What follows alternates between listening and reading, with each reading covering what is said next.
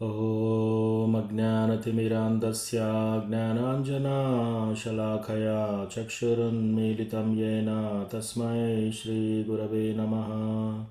श्रीचैतन्यमनोभीष्टं स्थापितं येन भूतले स्वयं रूपा कदा मह्यं ददाति स्वापदान्तिकं। वन्देऽहं श्रीगुरो श्रीयुतापदकमलं श्रीगुरून् वैष्णवांश्च श्रीरूपं साग्रजातां सहगना रघुनाथान्वितं तं सजीवं साद्वैतं सावधूतं परिजनसहितं कृष्णचैतन्यदेवं श्रीराधाकृष्णपादान् सहगना ललिता श्रीविशाखान्वितांश्च। हे कृष्णा करुणा सिंधो दीनबंधो जगत्पते गोपेशा गोपिका कांता राधा कांता नमोस्तुते। तप्त कांचना गौरांगी राधे वृंदावनेश्वरी वृषभानुसुते देवी प्रणमामि हरिप्रिये। वाञ्छाकल्पतरुभ्यश्च कृपासिन्धुभ्य एव च पतितानां पावनेभ्यो वैष्णवेभ्यो नमो नमः। जय श्री कृष्ण चैतन्य प्रभु नित्यानंद श्री अद्वैता गदाधर श्रीवासादि गौरभक्तवृंदा। हरे कृष्णा कृष्णा कृष्णा हरे हरे हरे राम राम राम हरे हरे। त्रिनादपि सुनीचेन तरोरपि सहिष्णुना मानिना मानदेन कीर्तनीया सदा हरिः। कथञ्चन स्मृते यस्मिन् दुष्करं सुकरं भवेत् विस्मृते विपरीतं स्यात् श्रीचैतन्यं नमामि तम्। संसारदुःखजलधौ प्रतितस्य कामा क्रोधादिनक्रमकरे कबलीकृतस्य दुर्वासना निगडितस्य निराश्रयस्य चैतन्यचन्द्र मम देहि पदावलम्बम् चैतन्यचन्द्र मम देहि पदावलम्बम्। हरे कृष्ण मधुगोपाल प्रभु। हरे कृष्ण प्रभु जी धन्यवाद प्रणाम। धन्यवाद प्रणाम अशोक प्रभु। हरे कृष्ण प्रभु धन्यवाद प्रणाम। धन्यवाद प्रणाम।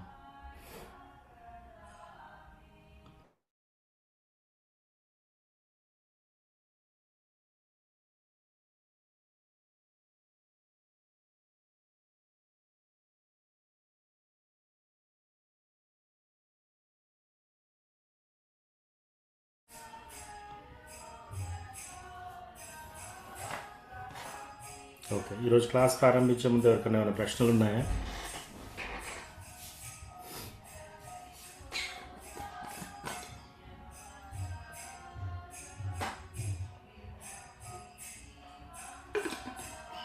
అందరూ మ్యూట్లో ఉన్నారు.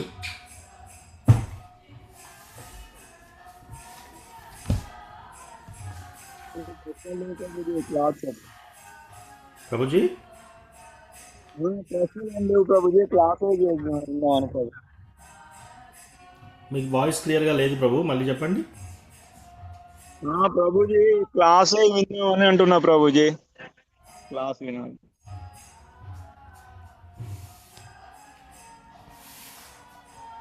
ఓకే, మనము 6వ అధ్యాయంలో ఉన్నాము.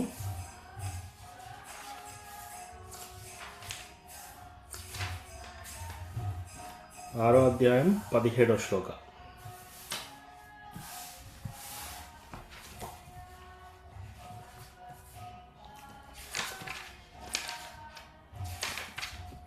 సో 6వ అధ్యాయంలో మనకి ధ్యాన యోగా గురించి చెప్తున్నారు. సో ధ్యాన యోగాలో ఫస్ట్ 9 శ్లోకాలు, 1వ శ్లోకం నుంచి 9వ శ్లోకం వరకు అష్టాంగ యోగాలో ఎలా మనం అడ్వాన్స్ కావాలి, అష్టాంగ యోగా అంటే ఏంటి, దాన్ని ఏ విధంగా ముందుకు వెళ్ళాలి. తర్వాత 10వ శ్లోకం నుంచి 32వ శ్లోకం వరకు అష్టాంగ యోగా మిగతా డివిజన్స్ ఏంటి, ఎలా ప్రాక్టీస్ చేయాలి. సో మనము 17లో ఉన్నాం కాబట్టి అష్టాంగ యోగా ఎలా ప్రాక్టీస్ చేయాలనే సెక్షన్లో ఉన్నాం మనం.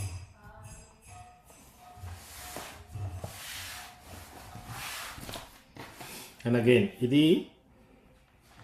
భగవద్గీత మొత్తము మనం ఒక జ్యువెల్ బాక్స్, ఎప్పుడన్నా మనము ఏదైనా బంగారు గొలుసు కానీ ఏదైనా కొంటే ఏం చేస్తారు, షాప్లో ఒక డబ్బాలో పెట్టిస్తారనమాట. డబ్బాలో కింది భాగం ఒకటి ఉంటుంది, డబ్బా తీయడానికి ఒకటి ఉంటుంది, మధ్యలో యాక్చువల్గా నెక్లెస్ ఉంటుంది. సో అట్లా భగవద్గీతను కూడా 3 భాగాలుగా మనం విభజించవచ్చు. కింది భాగం వచ్చేసి కర్మయోగ, పై భాగం వచ్చేసి జ్ఞానయోగ, ఆ రెండింటి మధ్యలో ఆహారం వచ్చేసి భక్తి యోగ. సో మనము ఈ ఫస్ట్ 6 చాప్టర్స్ మొత్తం కర్మయోగ గురించి ఫుల్ డీటెయిల్గా ఉంటుంది. ఇప్పుడు ధ్యాన యోగా గురించి ఇందులో చెప్తున్నారు. సో ఈ చాప్టర్ తర్వాత మనం యాక్చువల్లీ భక్తి యోగాలకు ఎంటర్ అవుతాం. సో ఇప్పటివరకు మనం చూసింది కొంచెము నెమరెస్ట్ ఉందాము. 17వ శ్లోకం అంటే అట్లీస్ట్ ఒక 3-4 14వ శ్లోకం నుంచి చూద్దాం.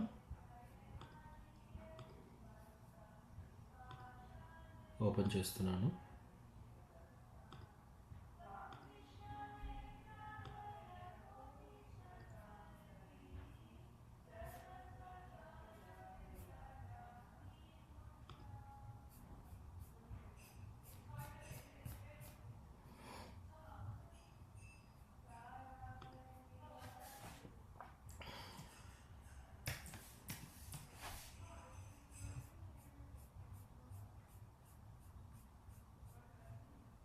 ఓకే,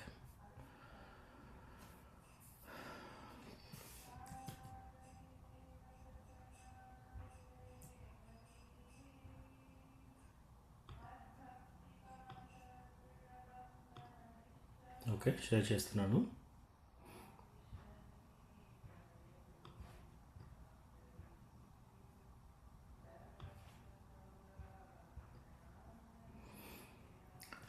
సో 13వ శ్లోకాల్లో ఏం చెప్తున్నారు?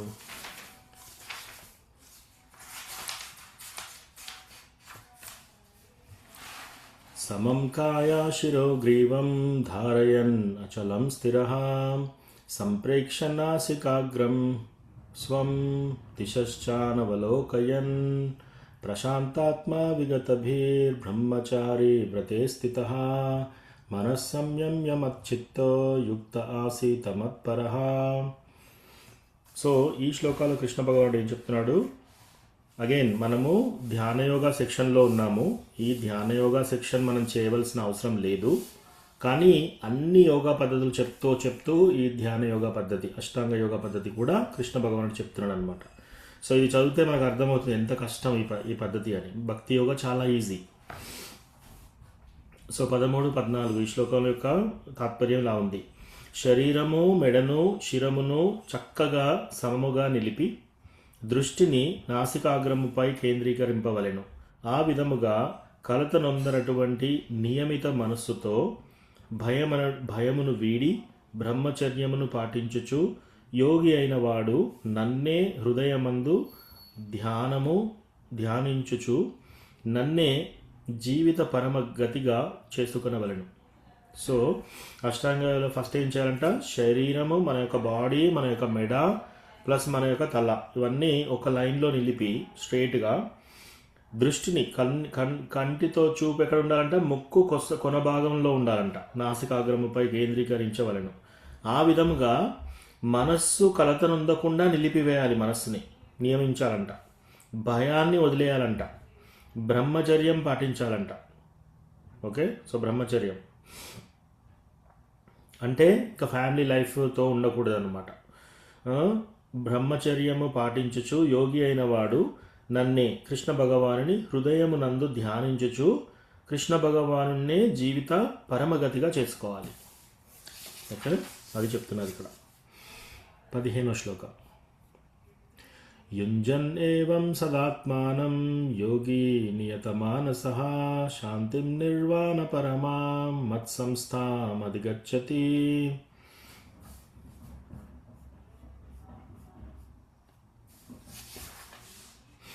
దేహము, మనస్సు, కర్మలను ఈ విధముగా నిరంతరము నియమించుచు యోగి అయిన వాడు నియమిత మనస్సు కలవాడై భౌతిక స్థితి నుండి విరమించుట ద్వారా భగవద్ రాజ్యమును, కృష్ణధామమును పొందును. సో ఇట్లా మన యొక్క బాడీ, దేహము, మన యొక్క మనస్సు, మన యొక్క కర్మ, అంటే మనం చేసే పనులు, మన యొక్క మనస్సు ప్లస్ మన యొక్క దేహం, ఈ మూడు కూడా నిరంతరం అంటే ఎల్లప్పుడూ నియమించుచు నియమంలో ఉండాలి. ఉండి యోగి అయిన వాడు నియమిత మనస్సు కలిగిన వాడై మనస్సును కూడా నియమిస్తూ భౌతిక స్థితి నుండి విరమించుట ద్వారా భగవద్ధామాన్ని పొందుతారనమాట. క్షమించండి ప్రభుజీ, ఒక్క నిమిషం. ఎస్. ఇక్కడ అందరినీ కూడాను they have refer to the man. ఇప్పుడు విమెన్ కి ఏం చెయ్యాలి ప్రభుజీ? ఇక్కడ చెప్తాడు, సన్యాసి తీసుకో, సంసారం వద్దు, అన్నీ త్యజించు. ఇలాంటివన్నీను ఒక పురుషుడికి సంబంధిస్తుంది. స్త్రీలకు ఎలాంటి విధిగా ఉండాలి, ఆవిడ ఎలా ఉండాలి ప్రభుజీ? ఇలాంటి నియమాల్ని ఎలా పాటించాలి? అంటే అష్టాంగ యోగా పద్ధతి మాతాజీ. సో వేదాస్లో ఎప్పుడైనా కూడా ఇలా చేయాలి అని చెప్పినప్పుడు అది ఇద్దరికీ వర్తిస్తుంది మాతాజీ, ఓన్లీ పురుషులకే కాదు, స్త్రీలు కూడా. పురుషుడికేని కాదు, అది స్త్రీకి కూడా వర్తిస్తుందా ప్రభుజీ? అంటే ఆమె ఇతను ఎలా నియమాలతో ఉంటారో ఆవిడ కూడా అలాగే ఉండాలి అనేది. ఆమె కూడా బ్రహ్మచరిణిగా ఉండాలి. ఎస్, ఆమె కూడా బ్రహ్మచారిణిలా ఉండాలి. వాళ్ళు కూడా కూర్చొని తపస్సు చేయాలి. వాళ్ళు కూడా అన్ని మనస్సును నిగ్రహించాలి. ఇవన్నీ చేయాలి. అయితే ఇదేం పద్ధతి? ఇది ధ్యానయోగ పద్ధతి. ధ్యానయోగ పద్ధతిలో ఎవరు చేసినా ధ్యానయోగ మార్గంలో ఇవన్నీ చేయాలి. దానికి స్త్రీ కూడా బ్రహ్మచర్యం అవసరమా, లేక ఆవిడకు బ్రహ్మచర్యం లేకుండా కూడా ఇవన్నీ చెయ్యొచ్చా? అది ఎలాంటిది ప్రభుజీ నాకు? సో యూజువల్గా మాతాజీ భక్తి యోగా చాలా సింపుల్. ఎప్పుడైతే ఇప్పుడు గృహస్థాశ్రమంలో ఉన్నారనుకోండి, గృహస్థాశ్రమంలో ఇద్దరు భార్యాభర్తలు ఉంటారు. సో కర్మయోగ ద్వారా వాళ్ళు పర్ఫెక్షన్ అనుభవించవచ్చు. సో పర్ఫెక్షన్కి రావచ్చు. సో అదేంటి, ఒకవేళ భర్త యోగి అయి మంచి బ్రాహ్మణ అయిపోయి శాస్త్రాలు చదువుతూ ఇవన్నీ చేస్తున్నాడు అనుకోండి. సో భర్త ఏమేమైతే చేస్తాడో భార్య ఒకవేళ సహకరిస్తూ వెళ్ళిందనుకోండి, అప్పుడు భర్త చేసిన దాంట్లో హాఫ్ ప్రయోజనం భార్య కూడా లభిస్తుంది. ఏది, ఇద్దరు గృహస్థగా ఉన్నప్పుడు, ఆశ్రమంలో ఉండి ఇద్దరు అలా ఉన్నప్పుడు. అలా కాకుండా ఒకవేళ భర్త సన్యాసం తీసుకుంటున్నాడు, సో భర్త సన్యాసం తీసుకున్నప్పుడు కూడా త్యాగం చేయాలి కదా. ఫస్ట్ థింగ్, ఏదో ఫ్యామిలీ లైఫ్లో విరక్తి వచ్చి సన్యాసం తీసుకుంటే అది సన్యాసం అనట్లేదు ఇక్కడ. రైట్, మనం ఇంకా ఈ జీవితంలో ఇంకా హయ్యర్ స్థితికి వెళ్ళాలి, మనము భగవద్ధామానికి వెళ్ళాలి, ఈ ప్రాపంచిక లైఫ్ నుంచి మనం దాటాలి అని చెప్పి, ఆ విధంగా నేను ఇంకా పురోగతి చెందాలి అని చెప్పి సన్యాసం తీసుకునే భర్తకి భార్య తోడ్పడుతూ త్యాగం చేయాలి. సో త్యాగం చేస్తే అంటే అది చాలా పెద్ద త్యాగం, రైట్? ఇప్పుడు భర్త కంప్లీట్గా నేను సన్యాసం తీసుకున్నానంటే అసలు రూల్స్ ప్రకారం, శాస్త్ర రూల్స్ ప్రకారం ఏంటంటే, ఒక్కసారి ఎవరైనా భర్త సన్యాసం తీసుకున్నాడు అంటే మళ్ళీ భార్య వైపు ఒక్కసారి కూడా చూడకూడదు, మళ్ళీ భార్య తన దగ్గరికి ఎప్పుడు వెళ్ళకూడదు. అవును ప్రభుజీ, నేను కూడా అలాగే విన్నాను. ఎప్పుడూ మాట్లాడకూడదు. ఏదన్నా ఈవెన్ మీటింగ్స్లలో ఏదైనా ఈవెన్ ప్రవచనాలు అయినప్పుడు కూడా భార్య దగ్గరగా కూడా వెళ్ళకూడదు అనమాట. అంటే కంప్లీట్గా ఆమెను ఎప్పుడు పరాయి వ్యక్తిగానే చూడాలి అనేసి వాళ్ళది. రైట్. మళ్ళీ వెళ్ళి మాట్లాడడము, మళ్ళీ వెళ్ళి అడ్వైస్ ఇవ్వడము ఇలాంటివి ఉండదన్నమాట. సో దానికి ఏంటి, ఫస్ట్ ఆఫ్ ఆల్ భార్య కూడా చాలా పెద్ద త్యాగం చేయాలి, అంటే దానికి అనుమతి ఇవ్వాలి కదా. సో భార్య సైడ్ నుంచి కూడా చాలా పెద్ద త్యాగం అది. ఏంటి, తన వైవాహిక జీవితాన్ని కూడా త్యాగం చేస్తుంది భార్య. భర్త కూడా చాలా త్యాగం చేస్తున్నాడు. ఇక్కడ ఏంటి, కంప్లీట్ ఇల్లు వదిలేస్తున్నాడు, భార్య పిల్లల్ని, తనకి అన్ని ఫ్యామిలీ మెంబర్స్ని అందరినీ వదిలేసి వెళ్తున్నాడు. సో ఇట్లా ఇద్దరూ త్యాగం చేస్తున్నారు. అలా వెళ్ళినప్పుడు ఎవరైతే భార్య త్యాగం చేస్తూ ఉందో ఇంట్లో, భర్త వెళ్ళి ఆ తపస్సు చేసుకొని ఏ లోకాలకైతే వెళ్తాడో అందులో సగభాగం భార్యకు వచ్చేస్తుంది. ఓకే, కానీ ఓన్లీ నేను కూడా ధ్యాన యోగా పద్ధతి ద్వారా ఆ, నేను పర్ఫెక్షన్కి వస్తాను అనుకుంటే ఎస్, ఇది ఇద్దరికీ వర్తిస్తుంది. అటు భార్యకి వర్తిస్తుంది, ఇటు భర్తకి వర్తిస్తుంది. Thank you Prabhuji. ఉమ్. కానీ ఇది ధ్యాన యోగా పద్ధతి, కర్మయోగ పద్ధతి, ఇది చాలా కష్టం. ఇప్పుడు చూడండి, ఫస్ట్ ఆఫ్ ఆల్ మన మైండ్ కంట్రోల్ చేయాలంట, బ్రహ్మచర్యం పాటించాలి అంట, సో తర్వాత చక్కగా కూర్చోవాలంట, మైండ్ని నిలిపేయాలి. అన్నీ చాలా కష్టం. ఈ కలియుగంలో ఇది ఇంపాసిబుల్. కాబట్టి భక్తి యోగా చాలా ఈజీ. భక్తి యోగాలో మీరు అడవికి వెళ్ళాల్సిన అవసరం లేదు. స్థానే స్థితిగత, ఎక్కడ మీరు ఉన్నారో అక్కడ 16 రౌండ్లు చాంటింగ్ చేస్తూ 4 నియమాలు పాటించారనుకోండి, గురువుని ఎంచుకోవాలి, గురువు దగ్గర దీక్ష తీసుకోవాలి. ఇది చాలా ఇంపార్టెంట్.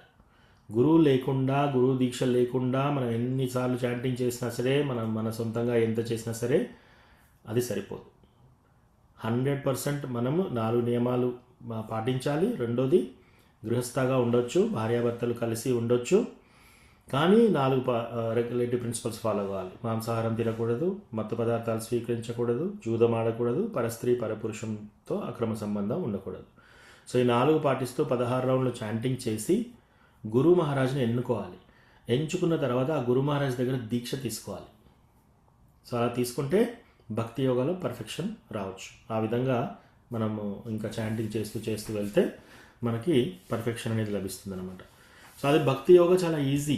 ఎందుకు? మీరు ఇంట్లోనే ఉండొచ్చు, మీరు భార్యాభర్తలు పిల్లలతో కలిసి ఉండవచ్చు, ఎక్కడైనా ఉండొచ్చు, ట్రావెల్ చేయొచ్చు.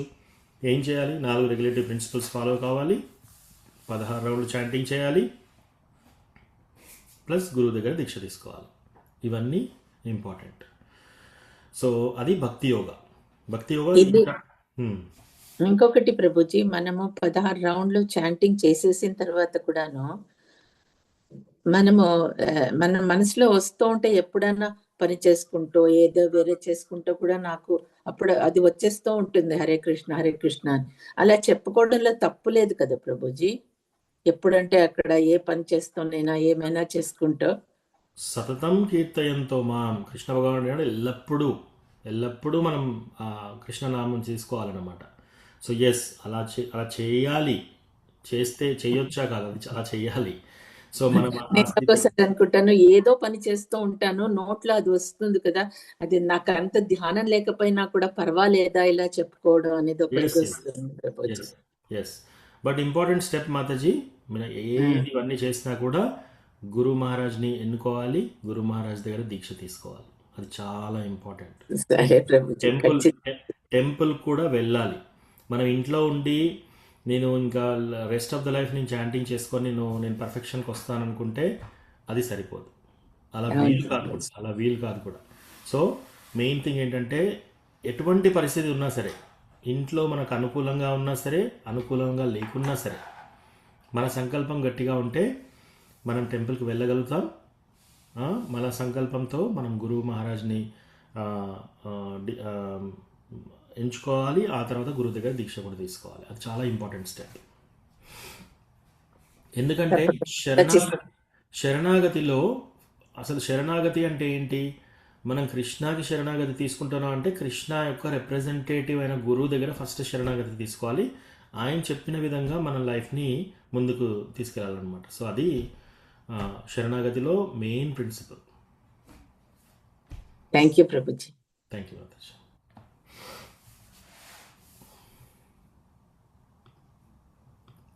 ఓకే, సో మళ్ళీ మనం ధ్యాన యోగా చాప్టర్లో ఉన్నాము. 15వ శ్లోక.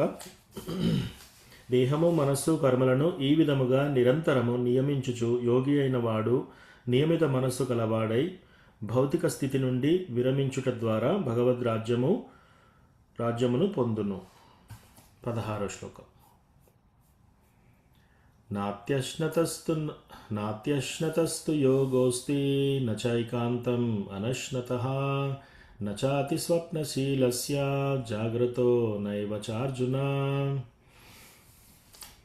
సో అర్జున, అతిగా భుజించువానికి లేదా అతి తక్కువ తినువానికి, అతిగా నిద్రించిన వానికి లేదా తగినంత నిద్ర లేని వానికి యోగి యగుట అవకాశమే లేదు. సో యోగి అని ఎవరిని అంటారంట, అది ఎక్కువగా తినకూడదు, అటు మరీ తక్కువగా తినకూడదు. చాలామంది ఇలా కూడా చేస్తారు, ఏంటి, నేను రోజు ఒక గ్లాస్ పాలు తాగుతాను అంతే. సో చైతన్య మహాప్రభు ఒకసారి మహాప్రకాశ లీలలో అందరిని ఒక్కొక్క డివోటీని పిలిచి వాళ్ళ యొక్క ఇష్ట దైవాన్ని చూపిస్తూ వాళ్ళు లాస్ట్ లైఫ్లో ఏమున్నారు, వాళ్ళకి ఎలా ఎలా దర్శనం ఇచ్చాడు అవన్నీ, ప్లస్ వాళ్ళకి ఇష్టమైన రూపము, కొందరికి కృష్ణ భగవానుడు త్రిభంగ రూపము చూపిస్తున్నాడు, కొందరికి విరాట రూపం చూపిస్తున్నాడు అద్వైతాచార్యకి, కొందరికి వచ్చేసి కృష్ణ బలరాం రూపం చూపిస్తున్నాడు, కొందరికి వచ్చేసి రాధాకృష్ణ రూపం చూపిస్తున్నాడు, అట్లా కొందరికి రామచంద్ర రూపం చూపిస్తున్నాడు, రామ్ లక్ష్మణ్ సీత, మురారి గుప్తాకి. సో అట్లా చేస్తూ చేస్తూ ఉంటే అక్కడికి శ్రీవాస్ ఠాకూర్ ఇంటికి ఒకతను వచ్చాడు ఆ రోజు. ఒకతను వచ్చేసి అప్పుడు చైతన్య మహాప్రభు కీర్తన చేస్తూ చేస్తూ ఆనందంగా సడన్గా ఆగుతాడు. ఆగేసి అంటాడనమాట, ఈరోజు నాకు రోజు వచ్చే సంతోషం రావట్లేదు, ఎవరో ఇతర వ్యక్తులు వచ్చారు ఇక్కడికి. ఎవరు వచ్చారు?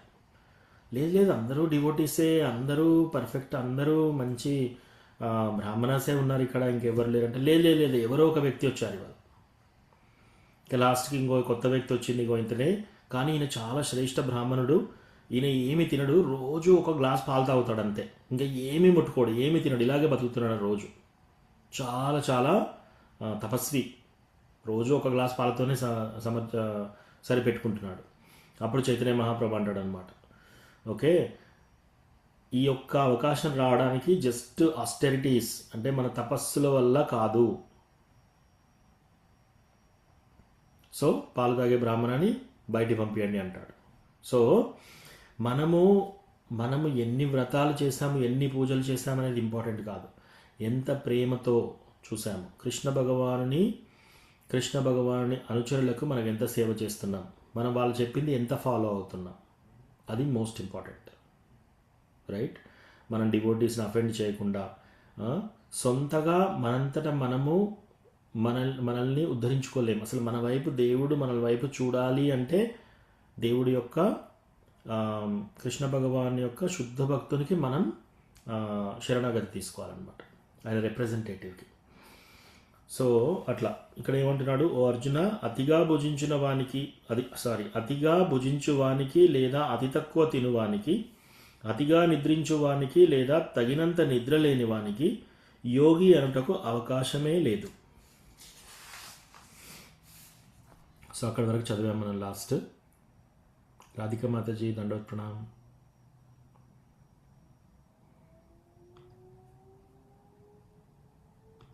హరే కృష్ణ ప్రభుజీ, ప్రణామాలు. దండవత్ ప్రణామ్ మాతాజీ. పద్మజ మాతాజీ దండవత్ ప్రణామ్. హరే మీరు చదువుతారా మాతాజీ? పద్మజ మాతాజీ చదువుతాను ప్రభుజీ. ఓకే, మనము 6వ అధ్యాయంలో ఉన్నాము. 6వ అధ్యాయము 17వ శ్లోకం.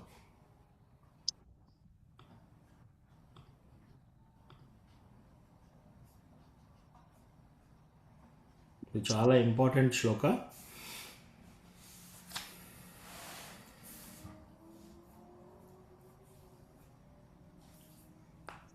ఓకే మాతాజీ, తీసారా పేజ్? తీశాను ప్రభుజీ. యుక్తాహార విహారస్య యుక్తాహార విహారస్య యుక్తచేష్టస్య కర్మసు యుక్తచేష్టస్య కర్మసు యుక్తస్వప్నావబోధస్య యుక్తస్వప్నావబోధస్య యోగో భవతి దుఃఖః. యోగో భవతి దుఃఖః. Translation: He who is regulated in his habits of eating, sleeping, recreation, and work can mitigate all material pains by practicing the yoga system. చదవండి మాత. నియమితములైన ఆహారము, నిద్ర, విశ్రాంతి, కర్మములు గలవాడు యోగాభ్యాసం ద్వారా భౌతిక క్లేశములను శమింపజేసి కొనగలడు. హరి కృష్ణ. సో మనకి భౌతికంగా మనకి భౌతిక క్లేశ చాలా ఉంటుంది. అంటే మన బాడీతో వచ్చే చాలా పెయిన్, కొన్ని కొన్ని బాధలు ఉంటాయి. మనకి మనస్సు బాధ ఉంటుంది, శారీరక బాధలు ఉంటాయి. వీటి నుంచి మనం ఎలా ఎలా బయటపడాలంట? ఇక్కడ ఏం చెప్తున్నారు? నియమితమైన ఆహారం. అంటే మనం ఏది పడితే అది తినకూడదు అనమాట. Only vegetarian diet. Okay, vegetarian డైట్లో కూడా ఆనియన్, గార్లిక్, మష్రూమ్స్ ప్లస్ దీన్ని ఏమంటారు, మైసూర్ పప్పు, రెడ్ కలర్గా ఉంటుంది కదా, మైసూర్ పప్పు తినకూడదు, మష్రూమ్స్ తినకూడదు, ఉల్లిగడ్డ, ఎల్లిగడ్డ తినకూడదు. ఇవి కాకుండా వెజిటేరియన్ ఫుడ్, అవి లేకుండా అనియమితమైన ఆహారము ప్లస్ నిద్రా విహారము కర్మలు కలవాడు. నియమితంగా ఆహారం తినాలి, నియమితంగా నిద్రపోవాలి, నియమితంగా విహారం చేయాలి, నియమితంగా కర్మలను, మన పనులను చేయాలి. అలా యోగాభ్యాసం ద్వారా భౌతిక క్లేశాల నుంచి కలడు. సో మన యొక్క భౌతిక అంటే మన యొక్క బాడీ నుంచి వచ్చే ప్రాబ్లమ్స్, డిసీజెస్, మనకు రోగాలు, రకరకాల రోగాలు దేంతో వస్తాయంట? ఏది పడితే అది తింటే, సరిగా పడుకోకున్నా, ఎక్కువ పడుకున్నా, ఎక్కువ విహారాలు చేసినా మనకి ఆరోగ్యం దెబ్బతింటుంది అనమాట. సో ఇలా ఎవరైతే రెగ్యులేట్ చేసుకుంటారో, ఇవన్నీ నియమితంగా ఎలా ఎవరైతే చేస్తారో వాళ్ళకి భౌతిక క్లేశాల నుంచి కూడా బయటపడతారంట. Okay, next.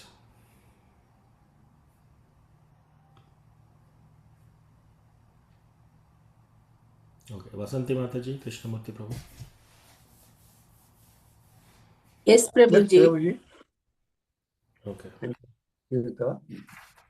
18వ శ్లోక. యదా వినియతం చిత్తం ఆత్మన్యేవావతిష్ఠతే నిస్పృహః సర్వకామేభ్యో యుక్త ఇత్యుచ్యతే తదా.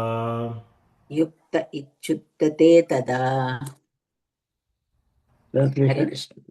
When yogi, by practice of yoga, disciplines his mental activities and becomes situated in transcendence, devoid of all material desires, he is said to be well established in yoga.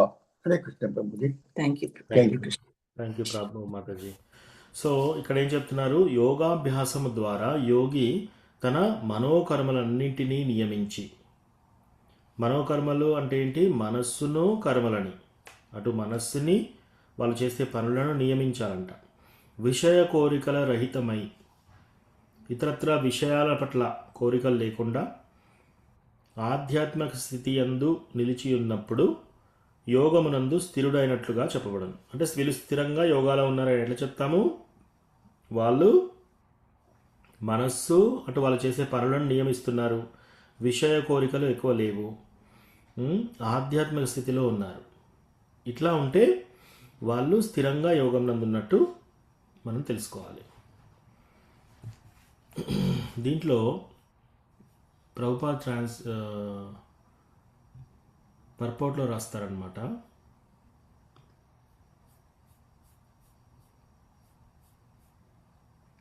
శ్రీమద్ భాగవతంలో 9వ స్కందం 4వ chapter 18-20 శ్లోకంలో సవైమన కృష్ణ పాదారవిందయోర్వచాంసి వైకుంఠ గుణానువర్ణనే కరౌ హరేర్మందిరమార్జినాదిషు శృతిం చకారాచ్యుత సత్కతోదయే ముకుందలింగాలయ దర్శనే దృశౌ తద్భృత్యగాత్రా స్పర్శేంగ సంగమం ఘ్రాణం చ తత్పాద సరోజ సౌరభే శ్రీమత్తులస్యా రసనాం తదర్పితే పాదౌ హరే క్షేత్ర పదానుసర్పణే శిరో హృషికేశ పదాభివందనే కామం చ దాస్యే నతు కామకామయా యతోత్తమ శ్లోక జనాశ్రయారతి. ఇక్కడ అంబరీష్ మహారాజు ఏమేం చేస్తున్నాడు అని చెప్తున్నారనమాట. సో అంబరీష్ మహారాజు ఎవరు? అంబరీష్ మహారాజు అప్పుడు ప్రపంచం మొత్తం వ్యాప్తంగా రాజు అన్నమాట. మనందరము అతనితో ఏ ధనంలో కానీ దేంట్లో పోల్చుకోలేము. ఆయనే మొత్తం భూమండలానికి రాజు. ఆయన ఏమేం చేశాడంట, మహారాజు అంబరీషుడు తన మనస్సును శ్రీకృష్ణ చరణముల చెంత నియుక్తము చేసెను. అతడు తన పలుకులను ఆ దేవదేవుని దివ్య గుణములను వర్ణించుటయందును. సో ఏం చేశాడంటే ఇక్కడ అంబరీషుడు తన మనస్సుని కృష్ణ భగవాను చరణాలపైన ఉంచాడంట. ఎప్పుడు తన మనస్సుని కృష్ణ భగవాను యొక్క సవై మన కృష్ణ పాదార విందే, కృష్ణ భగవాను యొక్క పాదాలని తలుచుకుంటున్నాడు. ఎప్పుడూ ఆయన మనస్సు కృష్ణ భగవాను పాదాల మీదనే ఉంది. ఇంకా ఏం చేశాడంటే తన యొక్క పలుకులు అంటే నోటి నుంచి వచ్చే వాక్కులు మాటలు మనం ఏం చేస్తున్నాము, చాలాసార్లు విషయాలు నలుగురిని 4 మాటలు అంటున్నాం, రైట్? లేదా పాలిటిక్స్ మాట్లాడుతున్నాం, లేదా టీవీ సీరియల్స్ మాట్లాడుతున్నాం, లేదా ఇతరత్ర డివోటీస్ని దూషిస్తున్నాం, లేదా ఎవరైనా చెప్పిన చాడీలు వింటున్నాం, మనం చాడీలు ప్రచారం చేస్తున్నాం. ఓ పలాని వాళ్ళు ఇలా చేశారట నీకు తెలుసా అని వాళ్ళకి వెళ్ళి చెప్పడం. ఇటువంటి అన్నీ మన నాలుకను ఉపయోగించి ఇవన్నీ చేస్తున్నాం. కానీ ఆయన ఏం చేస్తున్నాడంట, అతడు తన పలుకులను ఆ దేవదేవుని దివ్య గుణములను వర్ణించుటయందును. మనం నోరు యాక్చువల్గా ఒక సేయింగ్ ఉందన్నమాట. ఏంటంట, ఒక మూర్ఖుడంట a fool gets unnoticed until he speaks. So మాట్లాడేంత వరకు వాడు ఒక బుద్ధిహీనుడు అనేది, ఒక పిచ్చివాడు అని తెలియదంట ఎవరికి. అంటే మాట్లాడితే తెలుస్తుంది క్వాలిటీ, వాళ్ళు ఏం మాట్లాడుతున్నారు, వాడు పిచ్చివాడా మంచివాడా, ఎటువంటి వాడు అనేది వాళ్ళు మాట్లాడిన దాన్ని బట్టి తెలుస్తుంది మనకి. సో మనం మాటల్ని ఏ విధంగా ఉండాలి, ఓన్లీ కృష్ణ భగవాన్ని వర్ణించడానికి వాడుకోవాలి. చాలా ఇంపార్టెంట్. తన హస్తాలను ఏం చేస్తున్నాడంటే చేతుల్ని శ్రీహరి మందిరమును శుభ్రం చేయుట యందు. తన చేతులతో ఆయన చూడండి, ప్రపంచానికి రాజు, ఆయన ఏం చేస్తున్నాడు, శుభ్రం చేస్తున్నాడు, ఊడుస్తున్నాడు టెంపుల్. తన కర్ణములు అంటే చెవులు, మనం ఏం చేస్తున్నాం, చెవులతో టీవీ సీరియల్స్ వింటున్నాము, సాంగ్స్ పాటలు వింటున్నాము, తర్వాత వేరే వాళ్ళు చెప్పే చాడీలు వింటున్నాము, తర్వాత సినిమా పాటలు, తర్వాత సీరియల్స్, నెక్స్ట్ ఏమైంది, తర్వాత ఈ పక్కింటి వాళ్ళు ఏం చేశారు, ఆ పక్కింటి వాళ్ళు ఏం చేశారు, వీళ్ళు ఏం గొడవ పెట్టుకున్నారు, వాళ్ళు ఏం గొడవ పెట్టుకున్నారు, ఇవి మనం వింటున్నాం. కానీ ఆయన ఏం చేస్తున్నాడు, తన కర్ణములను అచ్యుతుని కర్మలను శ్రవణం చేయుట యందును. ఆయన ఏం చేస్తున్నాడు, భగవంతుని యొక్క లీలలు వింటున్నాడు తన యొక్క చెవుల ద్వారా. తన చక్షువులను, ఇప్పుడు కళ్ళతో ఏం చేస్తున్నాడంట, ముకుందుని దివ్య రూపమును వీక్షించుట యందు. ఓన్లీ ఆయన ఏంటి, ముకుందుడు అంటే కృష్ణ భగవాను యొక్క దివ్య రూపముని దర్శించుకుంటున్నాడు. మనం టెంపుల్కి వెళ్ళగానే మనము భగవంతుని పాదాల నుంచి మొదలు పెడితే ఆయన యొక్క తల వరకు అలా చూస్తూ ఉండాలి.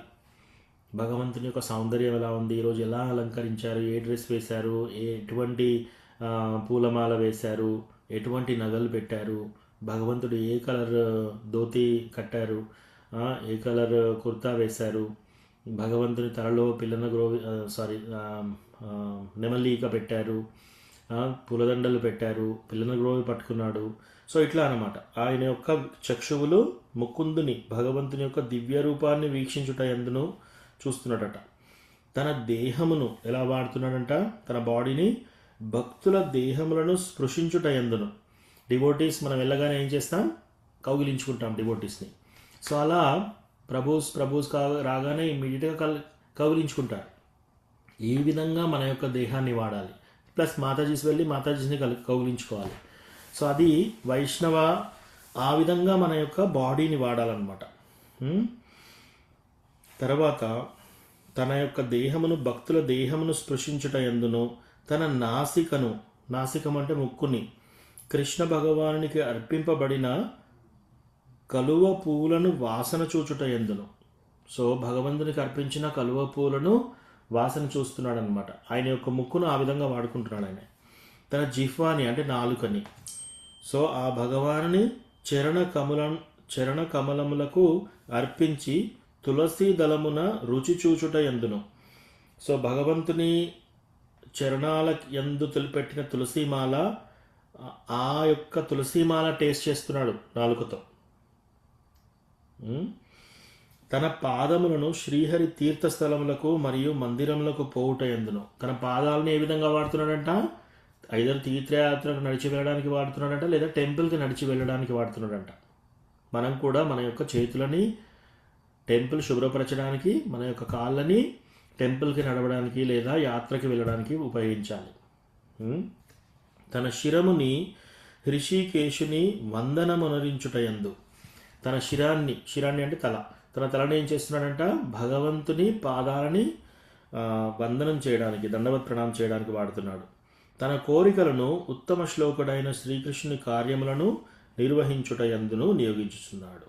సో తన కోరికలను ఏ విధంగా చేస్తున్నాడంట? ఈరోజు టెంపుల్ని ఎలా కట్టాలి, ఈ టెంపుల్ని ఎలా ఎక్స్పాండ్ చేయాలి. చాలామంది మీటింగ్స్ పెట్టుకుంటారు. ఓకే, ఆ మీటింగ్లో డిస్కస్ చేస్తారనమాట. ఓకే, ఇప్పుడు జన్మాష్టమి వస్తుంది. జన్మాష్టమిలో మనం ఎంతమంది వస్తున్నారో అప్రాక్సిమేట్గా ఒక 30,000 మంది రావచ్చు మన టెంపుల్కి. సో మన టెంపుల్ 30,000 మందికి సరిపోదు. అందుకని మనం ఏం చేయాలి? భోజనం ఏర్పాటు చేయాలి. ఎవరెవరు వండుతారు, ఏవే వంటలు వండుతారు, అవన్నీ సామాగ్రి తీసుకురావాలి. సో వాళ్ళందరూ ఏం చేస్తున్నారనమాట? వాళ్ళ కోరిక అంతా ఏంటి? కృష్ణ భగవాన్ ఫెస్టివల్ వస్తుంది, దాంతే ఆరాటం వాళ్ళకి.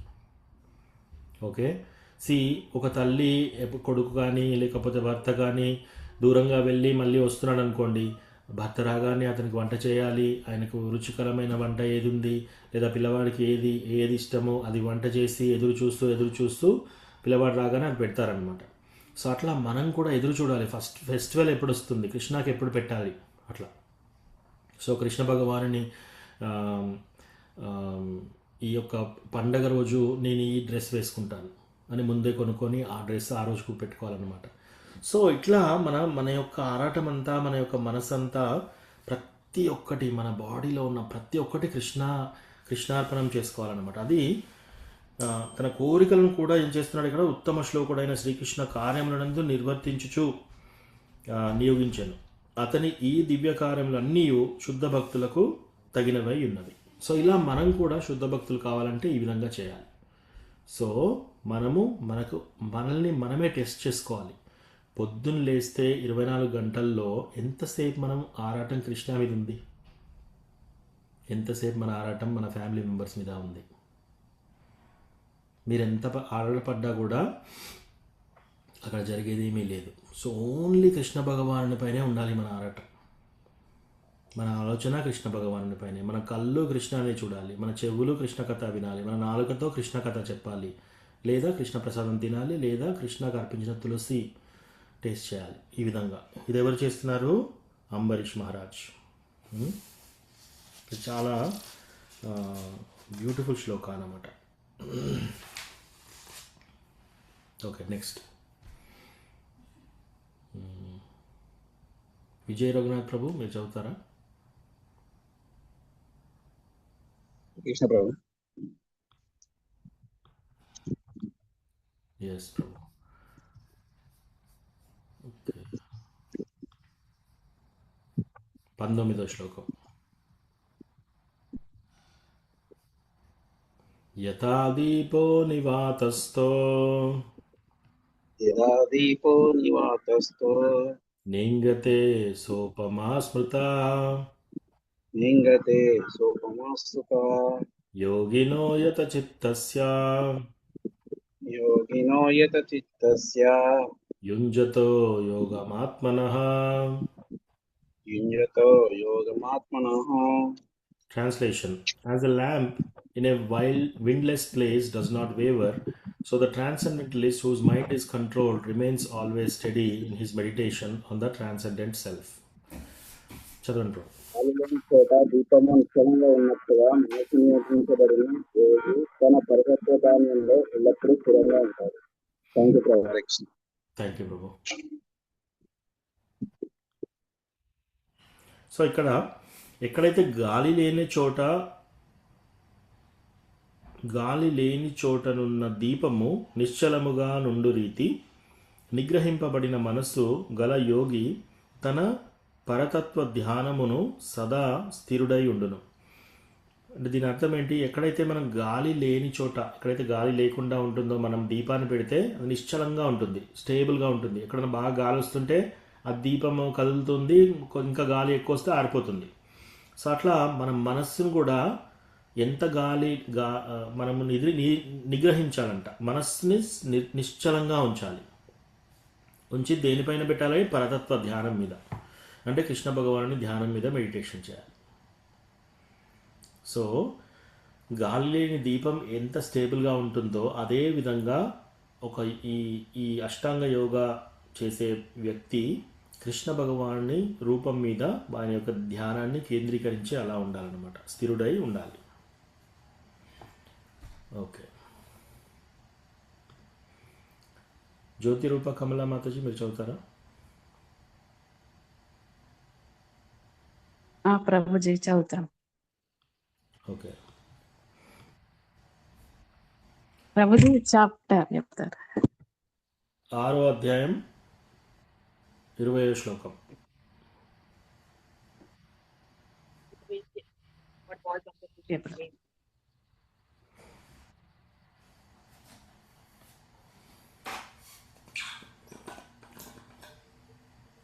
ఓకేనా మాతాజీ, తీసారా? ఓకే ప్రభుజీ, హరే కృష్ణ. యత్రో పరమతే చిత్తం యత్రో పరమతే చిత్తం నిరుద్ధం యోగ సేవయా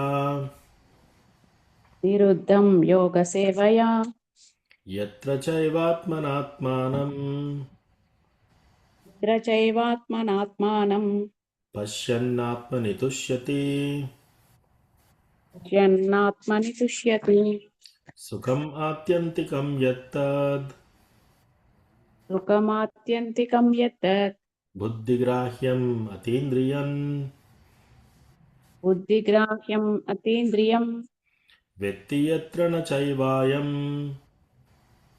వేత్తి యత్ర న చైవాయం స్థితశ్చలతి తత్వతః తచ్చలతి తత్వతః యం లబ్ధ్వా చాపరం లాభం యం లబ్ధ్వా చాపరం లాభం మన్యతే నాదికం తతః పుణ్యతే నాదికం తతః యస్మిన్ స్థితో న దుఃఖేన యస్మిన్ స్థితో న దుఃఖేన గురుణాపి విచాల్యతే గురుణాపి విచాల్యతే తం విద్యా దుఃఖ సంయోగా తం విద్యా దుఃఖ సంయోగా యోగం యోగా సంనితం వియోగం యోగ సంనితం. యోగం యోగ సన్నితం. Translation. In the stage of perfection called trance or samadhi, one's mind is completely restrained from material mental activities by practice of yoga. This perfection is characterized by one's ability to see the self by the pure mind and to relish and rejoice in the self. In that joyous state, one is situated in boundless transcendental happiness, realized through transcendental senses.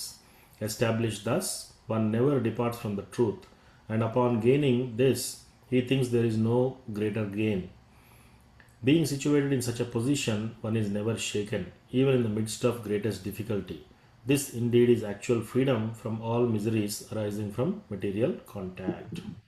చదవండి మాతాజీ. సమాధి అని పిలువబడే పూర్ణత్వ స్థితిలో మనిషి మనస్సు యోగ సాధన ద్వారా లౌకికమైన మానసిక కలాపాల నుండి పూర్తిగా నిరోధించబడుతుంది. నిర్మలమైన మనస్సు ద్వారా ఆత్మను చూడగలిగి ఆత్మలోనే ఇష్టపడడం, ఆనందించడం అనే సామర్థ్యం ద్వారా ఈ పూర్ణత్వం గుర్తించబడుతుంది. అట్టి ఆనందమయ స్థితిలో మనిషి దివ్యేంద్రియాల ద్వారా అనుభూతమయ్యే అపరిమిత దివ్య సుఖంలో నెలకొంటాడు. ఆ విధంగా నెలకొని అతడు సత్యం నుండి ఏనాడు వైదొలగడు. దీనిని పొందిన తర్వాత అతడు దానికి మించిన లాభం వేరొకటి లేదని తలుస్తాడు. అటువంటి స్థితిలో నెలకొని అతడు గొప్ప కష్టంలోనైనా చలించడు. భౌతిక సంపర్కం వలన కలిగే సమస్త క్లేశాల నుండి ఇదే నిజానికి అసలైన ముక్తి. Hare Krishna Prabhuji. Thank you Prabhuji. Thank you Mataji. So ఇక్కడ ఏమంటున్నారు, భౌతిక క్లేశాలు, మనకు భౌతిక కష్టాలు చాలా ఉంటాయన్నమాట. కొందరికి ఏదో ఒక జబ్బు చేస్తుంది, రోగం వస్తుంది, కొందరికి డబ్బు లేదని, కొందరికి డబ్బు ఎక్కువ ఉందని, కొందరు వేరే వాళ్ళ మీద అసూయ, కోపము, కామము, ఇవన్నీ రకరకాలు ఉంటాయి. సో ఈ భౌతిక సంకల్పం చే ఉత్పన్నమైన సమస్త దుఃఖాల నుండి వాస్తవమైన ముక్తి ఇది ఏంటది? సమాధి స్టేట్లో. సమాధి అంటే లాస్ట్ చివరి దశ. యమ నియమ ఆసన ప్రాణాయామ ప్రత్యాహార ధారణ ధ్యాన సమాధి. సో సమాధి 8వ స్టేజ్ అనమాట, లాస్ట్ ఫైనల్ స్టేజ్. సో ఎవరైతే సమాధిలో పరతత్వ స్థితిలో మనుజుడు మనస్సును సమస్త మానసిక కలాపాల నుండి యోగాభ్యాసము చేత నిరోధించబడిన, అంటే వాళ్ళ యొక్క మైండ్తో చేసే ప్రతి పని అంతా ఆలోచనని నియమించారనమాట. ఇప్పుడు నియమించేసేసి శుద్ధమైన మనస్సును ఆత్మను వీక్షింపగలుగుతున్నారు, అంటే వాళ్ళ యొక్క ఆత్మను చూడగలుగుతున్నారు. ఇప్పుడు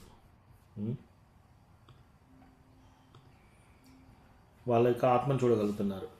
చూసి ఆత్మయందే ఆనందంగా తృప్తి పొందుతున్నారు. అంటే వాళ్ళకి ఇల్లు ద్వారా, లేకపోతే నగల ద్వారా, బట్టల ద్వారా, పలుకుబడి ద్వారా సంతోషం రావట్లేదు. ఇక్కడ ఆత్మనందే సంతుష్టిగా ఉన్నారు. జస్ట్ వాళ్ళంతటా వాళ్ళే హ్యాపీగా ఉన్నారు. సుఖాన్ని అనుభవింపగలుగుట యను విషయమును మనుజుడు సమర్థమునను బట్టి అట్టి పూర్ణ స్థితిని నిర్ధారింపవచ్చును. సో ఇటువంటి పూర్ణ స్థితికి వచ్చినప్పుడు ఈ స్థితిలోకి వస్తున్నారన్నమాట. అట్టి ఆనందమయ స్థితిలో, అది చాలా ఆనందమైన స్థితి. అటువంటి స్థితిలో పవిత్రమైన ఇంద్రియముల ద్వారా అనుభవముకు వచ్చు అపరిమిత దివ్యానందములో మనుజుడు స్థితిని పొంది ఉండును. అప్పుడు ఏమవుతుంది? వాళ్ళ యొక్క సంతోషం దివ్యానందంగా ఉంటుంది అంట, చాలా చాలా ఆనందంగా ఉంటుంది. ఆ విధంగా స్థితుడై అతడు సత్యం నుండి వైదొలగాడు. అప్పుడు వాళ్ళు ఓన్లీ సత్యంగా ప్రవర్తిస్తారు ప్రతి విషయంలో. దానిని మించిన వేరొక అధిక లాభం ఏది లేదు అని భావిస్తున్నారు. అట్టి స్థితిలో నిలిచిన వాడు గొప్ప కష్టమైనందున చలించడంట. అంటే అటువంటి స్థితిలో ఎవరైనా ఉంటే ఇంకా వాళ్ళు ఎటువంటి కష్టం వచ్చేసినా కూడా వాళ్ళకి అది కష్టంగా భావింపరు. సో మనము ఏ విషయంలో అయినా బాగా బాధపడుతున్నాం అనుకోండి, సో అప్పుడు మనం అనుకోవాలి ఇంకా మనము భక్తిలో ఇంకా ఎదగలేదు. ఎందుకు? మనం భక్తిలో కరెక్ట్గా ఎదిగితే అసలు ఏ విషయంలో మనకు బాధ కాదు. ఈవెన్ ఇంట్లో ఎవరైనా మరణించినా సరే మనం తొందరగా తేరుకోగలుగుతాం, రైట్? ఎందుకు? ఫస్ట్ ఆఫ్ ఆల్ మనకు ఆ నాలెడ్జ్ ఆల్రెడీ వచ్చేసింది. ఏంటది? మనము శరీరం కాదు, మన ఆత్మ. ఆత్మను ఎవ్వరు చంపలేరు. ఆత్మను నీటికి తడవదు, ఎండకు గాలికి ఎండదు, తర్వాత ఎటువంటి శస్త్రం కూడా దాన్ని నాశనం చేయలేదు. మరి ఇంకా మరణమైనప్పుడు ఏముంటుంది? ఓన్లీ బాడీ పోయింది, ఇంకో బాడీ వస్తుంది. సో ఈ మార్పిడి ద్వారా ఎవరు కూడా కలత చెందరు నిజంగా ఆ స్థితిలో ఉంటే, రైట్? సో అది మనకు వాళ్ళంతటా వాళ్ళే ఇటువంటి స్థితికి వచ్చిన వాళ్ళు ఆనందంలో ఉంటారంట. సో అది ఓకే. అమ్మ నువ్వు నెక్స్ట్ చదువుతావా? చదువుతాను. ఓకే. 24. సో నువ్వు శ్లోకం చదువు, నాన్న దగ్గర ఉంటే మీనింగ్ చదువుతాడు. సనిశ్చయేన యోక్తవ్యో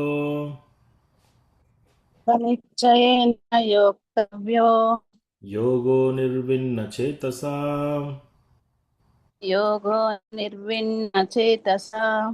సంకల్ప ప్రభవాన్ కామాంస్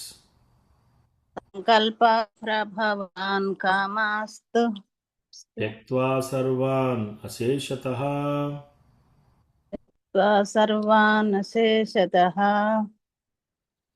మనసైవేంద్రియగ్రామం వినియమ్య సమంతతః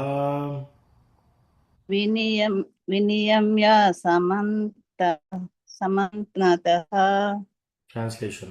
One should engage oneself in the practice of yoga with determination and faith, and not to be deviated from the path.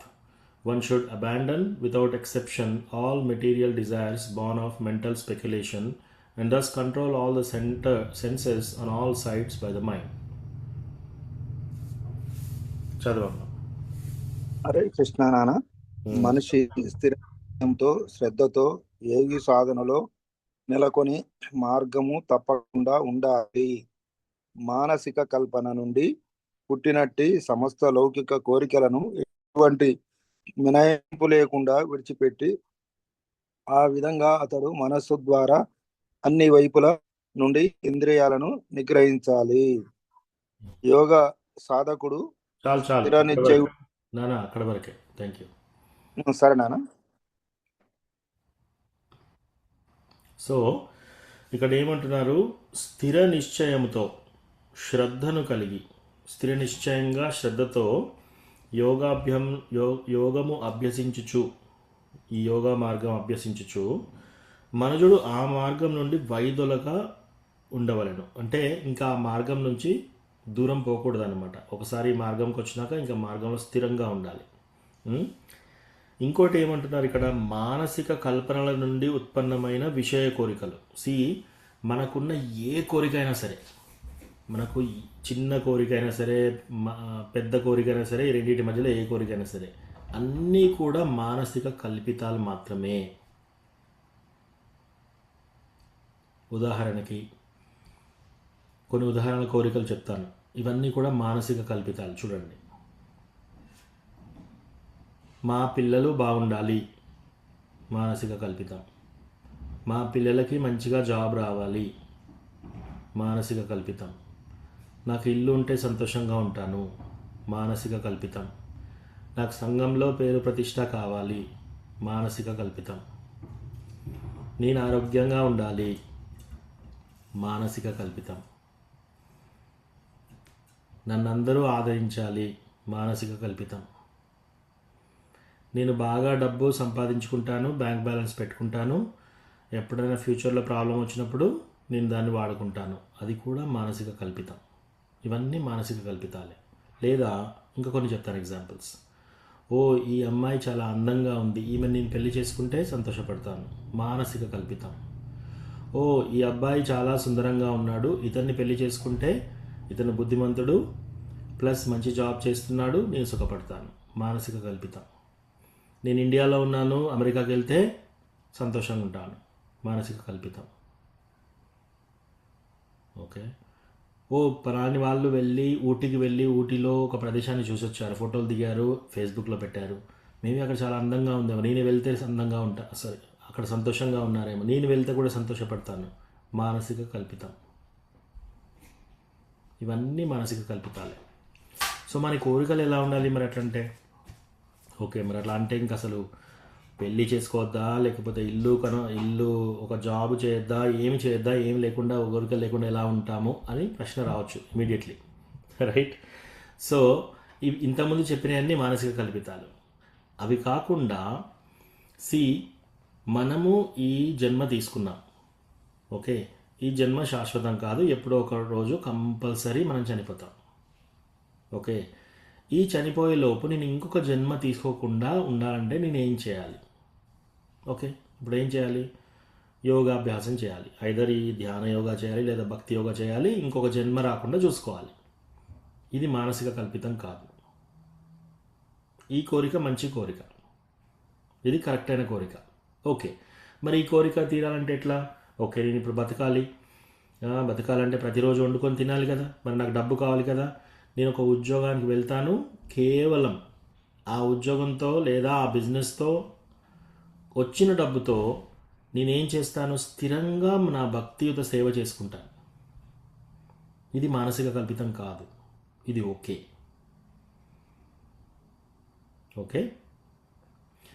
నేను టెంపుల్కి వెళ్ళడానికి ఒక వాహనం కావాలి, లేదా ఎక్కడైనా యాత్రకు వెళ్ళడానికి ఒక వాహనం కావాలి.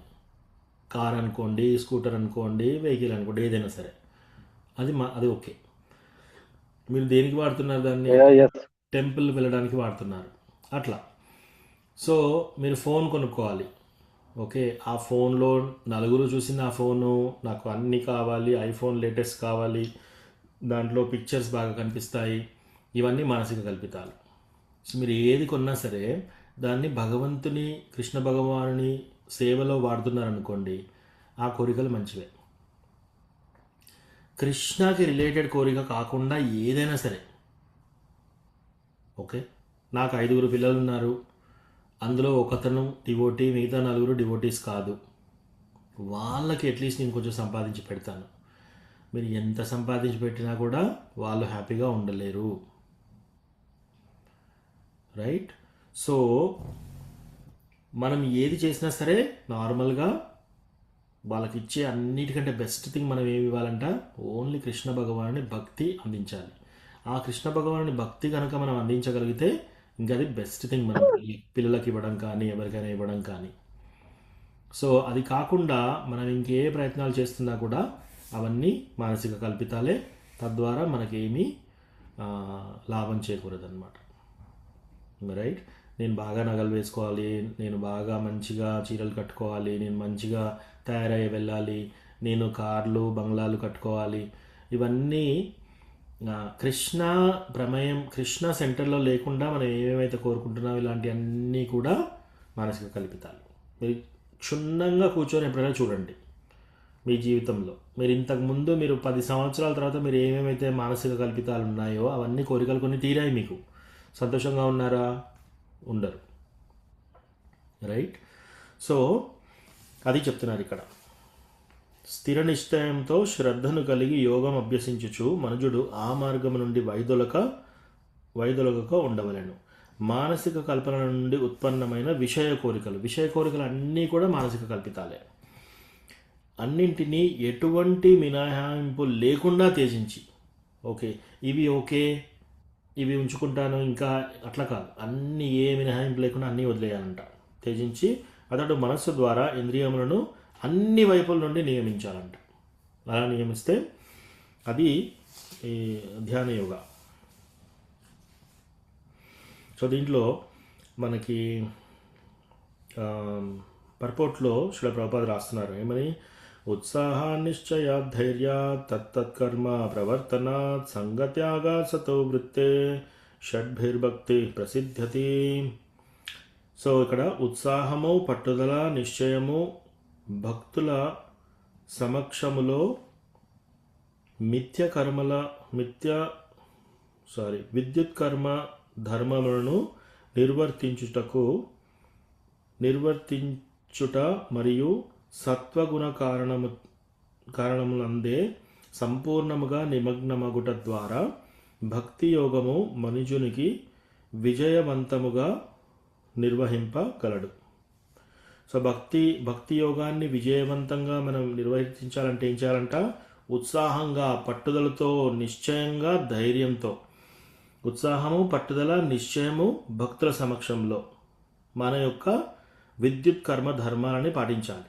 ప్రిస్క్రైబ్ డ్యూటీస్ మనకి ఏమేమైతే ఉన్నాయో అవి పాటించి, అలా చేసి సత్వగుణంలో ఎప్పుడు ఉండి సంపూర్ణంగా నిమగ్నమై ఉంటే భక్తి యోగము విజయవంతంగా చేసుకోగలుగుతాం. ఓకే. సో రాధికా మాతాజీ మీరు చదువుతారా? హరేకృష్ణ చదువుతా ప్రభు. ఓకే. 25వ శ్లోకం. శనైరు పరమేద్ బుద్ధ్యా ధృతి గృహీయత ఆత్మసంస్థం మనం కృతః నకించిద్ అపి చింతయేత్. Gradually, step by step, one should become situated in trance by means of intelligence sustained by full conviction, and thus the mind should be fixed on the self alone and should think of nothing else. చదవండి మాతాజీ. పూర్తి నిశ్చయంతో కూడిన బుద్ధి ద్వారా మనిషి క్రమక్రమంగా సమాధిలో నెలకొనాలి. ఆ విధంగా మనసును కేవలం ఆత్మ మీదనే లగ్నం చేసి ఇక దేనిని చింతించకూడదు. హరే కృష్ణ. సో ఇంకా దేన్ని కూడా మనం చింతన చేయవలసిన అవసరం లేదంట.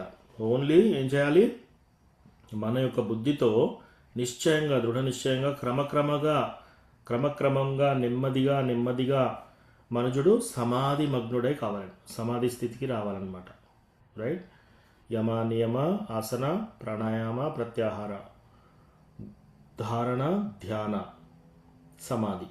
సో అట్లా క్రమక్రమంగా సమాధి స్టేట్లోకి వచ్చేసేయాలి. ఆ విధంగా మనస్సు ఆత్మయందే నిలిపి ఇంకా దేని గురించి కూడా చింతించవలసిన అవసరం లేదు. అది చెప్తున్నాను ఇక్కడ. ఓకే, సో విజయ మాతాజీ మీరు చదువుతారా? చదువుతా ప్రభు. ఎన్నో శ్లోకం ప్రభుజీ? హరే కృష్ణ, ప్రణామాలు ప్రభుజీ. దండవత్ ప్రణామం. 6వ అధ్యాయము 26వ శ్లోకం. యతో యతో నిశ్చలతి మాతాజీ మనశ్చంచల మాతాజీ కాల్ అండ్ రిపీట్ నేను చెప్పినాక మీరు చదవండి. ఓకే ఓకే ప్రభు. యతో యతో నిశ్చలతి యతో యతో నిశ్చలతి మనశ్చంచలమస్థిరం మనశ్చంచలమస్థిరం తతస్తతో నియమ్యైతద్ తతస్తతో నియమ్యైతద్ ఆత్మన్యేవావశం నయేత్. ఆత్మన్యేవ వశం నయేత్. From wherever the mind wanders due to its flickering and unsteady nature, one must certainly withdraw it and bring it back under the control of the self. So ఇది మనం ఏం చేయాలి? మనం చాంటింగ్ చేసేటప్పుడు ఇది పాటించాలి. ఎస్ మాతాజీ చదవండి. చంచలత అస్థిరత కారణంగా మనస్సు ఎక్కడెక్కడ తిరిగినా మనిషి దానిని నిశ్చయంగా వెనుకకు మరలించి తిరిగి ఆత్మకు వశము చేయాలి. సో ఈ ధ్యాన యుగంలో ఏం చెప్తున్నారు? చంచలత్వం, మనస్సు చాలా చంచలంగా ఉంటుంది అనమాట. ఒకసారి ఇక్కడ ఉంటుంది, ఒకసారి అక్కడ ఉంటుంది, ఒకసారి నార్త్ ఇండియాకి వెళ్తుంది, ఒకసారి సౌత్ ఇండియాకి వెళ్తుంది, ఒకసారి ఇక్కడికి వెళ్తుంది, ఒకసారి మన యొక్క రిలేటివ్స్ దగ్గరికి వెళ్తుంది, చుట్టాల దగ్గరికి వెళ్తుంది, పిల్లల దగ్గరికి వెళ్తుంది. ఇట్లా రకరకాలుగా మనసు అంతా తిరుగుతుంది అనమాట. అప్పుడప్పుడు మనం ఏం చేయాలి? అస్థిరంగా అంటే స్టేబుల్గా ఉండదు మనస్సు. సో మనస్సు ఎక్కడెక్కడ భ్రమించినా కూడా మనుషుడు దానిని అచ్చటి నుంచి తప్పక నిగ్రహించి ఆత్మవశము గావించవలను. మనం మనసు ఎక్కడికి వెళ్ళినా దాన్ని తీసుకొచ్చేసి ఆత్మవశం చేయాలన్నమాట. ఆత్మయందే ఉంచాలి. అది ధ్యాన యోగాలు. భక్తి యోగాలో ఏం చేయాలి? మనం చాంటింగ్ చేసేటప్పుడు మన మనస్సు చాలాసార్లు మీరు గమనించి ఉంటారు, ఇప్పటికీ రోజు చాంటింగ్ చేస్తున్నాం. ఒక్క మాల కూడా మనస్సు ఎక్కడికి పోకుండా మంత్రం మీద ఉంటుందా? ఒక్క రౌండ్లోనే 4-5 సార్లు వెళ్తుంది మనస్సు. 16 రౌండ్లో కాదు నేను అనేది. ఒక్క రౌండ్ అంటే ఒక మొత్తం మాల కాదు. హరే కృష్ణ కృష్ణ కృష్ణ హరే హరే, హరే రామ రామ రామ హరే హరే. ఇది ఒక్క మంత్ర. ఈ ఒక్క మంత్రాలో కూడా మనసు అక్కడికి వెళ్తుంది. అంటే మనసు చూడండి ఎంత చంచలంగా ఉందో. సో మనసు ఎక్కడికి వెళ్ళినా మళ్ళీ తీసుకొచ్చి మంత్రం మీద పెట్టాలి. మనం మళ్ళీ ఇక్కడ మనం కొన్నిసార్లు ఏం చేస్తాం? మనం 5 రౌండ్లు అయిపోతాయి. 5 రౌండ్లు అయిపోతే అసలు మనం చాంటింగ్ చేస్తున్నామా, 5 అయిపోయాయి అది కూడా గుర్తుండదు మనకి. రైట్? ఎక్కడెక్కడో ఏదో ప్లాన్ చేస్తున్నాం. ఎవరెవరో అన్న మాటలు గుర్తొస్తున్నాయి, ఎవరెవరో చేసిన అవమానాలు గుర్తొస్తున్నాయి మనకు చాంటింగ్ చేసినప్పుడు. ప్లస్ ఇంకోటి, చాంటింగ్ చేసినప్పుడు అన్నీ గుర్తొస్తాయి ఇలాంటివి. రైట్? సో ఎవరితోనన్నా సపోజ్ మనము మన అక్క చెల్లెనో లేకపోతే అన్న తమ్ములో కలుసుకున్నారనుకోండి, వాళ్ళు సపోజ్ ఒక 4 సంవత్సరాల తర్వాత కలిసారనుకోండి, వాళ్ళతో మాట్లాడుతున్నాం మనం. వాళ్ళతో మాట్లాడేటప్పుడు మనసు ఎక్కడికి వెళ్ళదు, అక్కడే ఉంటుంది. ఇంకా ఏం చెప్తారు వాళ్ళు, ఇంకా ఏం చెప్తారు, ఓ ఇంత బాధపడుతున్నారా, స్టేబుల్గా ఉండి మన మనసంతా కేంద్రీకరిస్తున్నాం అక్కడ. చాంటింగ్ వచ్చేప్పటికి మాత్రం మనసంతా ఎక్కడెక్కడికో వెళ్తుంది. ఓకే? ఎందుకు? మనకు ఇంట్రెస్ట్ లేదు, భగవంతుని మీద ఇంట్రెస్ట్ లేదు, భక్తి మీద ఇంట్రెస్ట్ లేదు. అందుకే మనసు అక్కడికి వెళ్తుంది. రైట్? ఈ వ్యవహారాలు మనకు చాలా ఇంట్రెస్ట్.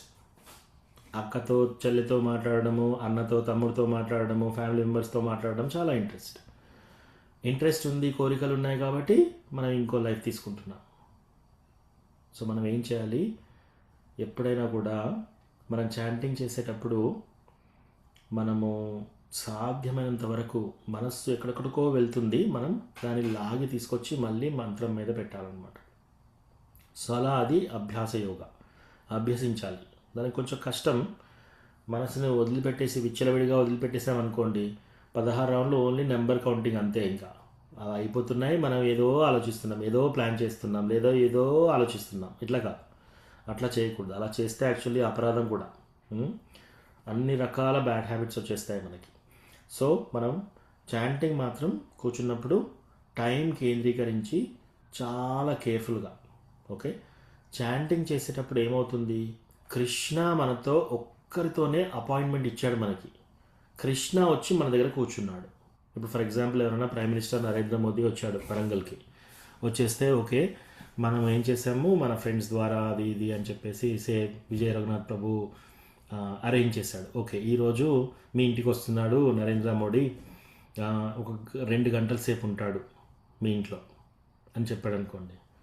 నరేంద్ర మోడీ వస్తున్నాడు మన ఇంటికి, 2 గంటల సేపు ఉంటాడు. మీరు ఏమేం చేస్తారు, ఫస్ట్ ఇల్లంతా శుభ్రం చేస్తారు, ఒక రూమ్ అంతా పెడతారు, ఎవరు రాకుండా సెల్ ఫోన్ అన్నీ రాగానే లోపల తీసుకెళ్ళి ఆయనతో కూర్చొని మంచిగా మాట్లాడి గ్లాస్ వాటర్ ఇచ్చేసి ఆయనకి ఏమైనా ఫుడ్ పెట్టేసి మీరు చాలా జాగ్రత్తగా మాట్లాడతారా, లేదా ఫోన్ పట్టుకొని వంట చేస్తూ అలా మాట్లాడతారా? అన్మ్యూట్ చేసి చెప్పండి. ఎంత శ్రద్ధతో ఉంటారు అక్కడ? శ్రద్ధ భయం అన్నిటితో ఉంటాం ప్రభు. ఎస్, శ్రద్ధ భయం చాలా అన్నీ శ్రద్ధగా ఉంటాం. రెస్పెక్టబుల్ గా ఉంటాం. చాలా రెస్పెక్టబుల్గా ఉంటాం. ఎవరైనా వచ్చి డిస్టర్బ్ చేసినా కూడా యా. సో ఎందుకు టేస్ట్ అయిన ఇష్టమైన పెడుతున్నామా లేదా అనుకుంటాం ప్రభు. ఎస్, ఎందుకు అతను ఒక ముఖ్యమైన వ్యక్తి. నరేంద్ర మోడీ తలుచుకుంటే మన ప్రాబ్లమ్స్ అన్నీ తీర్చేయగలుగుతాడు కదా. వచ్చేసి ఏదన్నా మనకు పెద్ద జాబ్ ఇచ్చాడనుకోండి, లేదా డబ్బు ఇచ్చాడనుకోండి, ఎక్కడన్నా గవర్నమెంట్లో ఉద్యోగం ఇచ్చాడనుకోండి, మన ప్రాబ్లమ్స్ అన్నీ సాల్వ్ అయిపోతాయి. ఈ విధంగా మనం అనుకొని చాలా కేర్ఫుల్గా సర్వ్ చేస్తున్నాం అతనికి. మరి కృష్ణ దేవాది దేవుడు డైరెక్ట్గా ప్రతిరోజు 2 గంటలు ఇస్తున్నాడు మీకు టైం.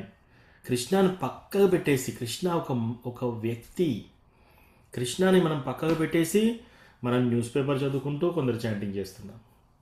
కృష్ణ అక్కడ కూర్చున్నాడు, నీకోసమే వచ్చాను నేను. న్యూస్ పేపర్ చదువుతూ చాంటింగ్ చేస్తున్నాం, లేదా ఒక ఆర్టికల్ చదువుతూ, లేదా టీవీ చూస్తూ, వార్తలు వింటూ, ఒకరితో మాట్లాడుతూ, ఇద్దరు మాతాజీస్ లేదా ఇద్దరు ప్రభుజీస్ మాట్లాడుకొని రౌండ్స్ వెళ్తున్నాయి. ఇక్కడ ఎలా ఉన్నారు ప్రభుజీ, బాగున్నారా, ఇట్లా ఇంటరాక్ట్ చేస్తున్నాం మనం కృష్ణని పక్క పెట్టేసి. కృష్ణకి ఎలా అనిపిస్తుంది? కృష్ణ కూడా ఒక వ్యక్తి, ఈజ్ అ పర్సన్. సో కృష్ణకి ఎలా అనిపిస్తుంది, నేను గోలోక నుంచి వచ్చాను వీళ్ళకి ఈ టైంలో, మరి పిలిచి మనము ఇగ్నోర్ చేస్తున్నాం కృష్ణని. సరే నువ్వు చాంటింగ్ చేయట్లేదు, కృష్ణ ఇట్లాగూ రాడు. చాంటింగ్ మాల పట్టుకొని మనం మిగతా అన్నీ గుర్తు తెచ్చుకుంటున్నాం. సో కృష్ణకి ఎలా అనిపిస్తుంది? ఫోన్ పట్టుకొని, లేదా వంట చేస్తూ, అటు ఇటు తిరుగుతూ, కార్లో వెళ్తూ, కార్ డ్రైవింగ్ చేస్తూ చాంటింగ్ చేయడం ఇట్లా. సో మనము ఇది చాలా కేర్ఫుల్గా చూసుకోవాలన్నమాట. సో ఇది మీకే కాదు, నాకు కూడా, అందరము కేర్ఫుల్గా టైం తీసుకోవాలి. ఒకవేళ మీరు స్ట్రైట్గా 2 గంటలు ఇవ్వలేకపోయినా కూడా అర్ధగంట 4 సార్లు ఇవ్వండి. ఆ అర్ధగంట సేపు ఎవరితో మాట్లాడకుండా అర్ధగంట సేపు నిశ్చలంగా ఉండి కృష్ణ మీద పెట్టి మీరు చాంటింగ్ చేయండి. మీకు ఒక విషయం తెలుసా, యాక్చువల్లీ 99% మన కృష్ణ భక్తి, ప్రేమ భక్తి రావడానికి చాంటింగే కారణం. మనం భక్తిలో ప్రోగ్రెస్ కావడానికి ఓన్లీ చాంటింగ్ కారణం. ఆ చాంటింగ్ మనం ఫిక్స్ చేసేస్తే మిగతా అన్నీ ఫిక్స్ అయిపోతాయి. చాంటింగ్ కనుక మీరు పర్ఫెక్ట్గా చేశారనుకోండి, ఎంత అలజడి జరిగినా కూడా మీకు ఏమీ కాదు. ప్లస్ ఇంకోటి ఏమవుతుంది, మీరు భగవంతుని భక్తికి దగ్గర అవుతున్నారు. దేహం వదిలేసిన తర్వాత డైరెక్ట్గా గోలోక బృందావనానికి వెళ్తారు. మళ్ళీ ప్రాబ్లమ్స్ ఏమీ మీకు ఎప్పుడూ ఉండవు. ఈ ప్రపంచంలో మనకి కృష్ణ మనల్ని ప్రేమించినంత విధంగా ఇంకెవ్వరూ మనల్ని ప్రేమించలేరు. మనం అది ఇంపార్టెంట్ వదిలేసేసి మనం నెగ్లెక్ట్ చేస్తున్నాం కృష్ణని. అలా చేయకుండా మనము మనసు ఎక్కడెక్కడికి వెళ్తుందో దాన్ని గుంజి మనం కృష్ణ వైపు పెట్టాలన్నమాట.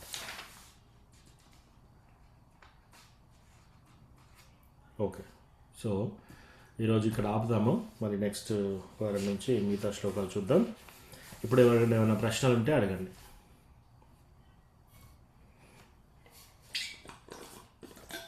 ఈరోజు శ్లోకాలు లేకపోతే నార్మల్ ఏమైనా ప్రశ్నలు ఉన్నా కూడా.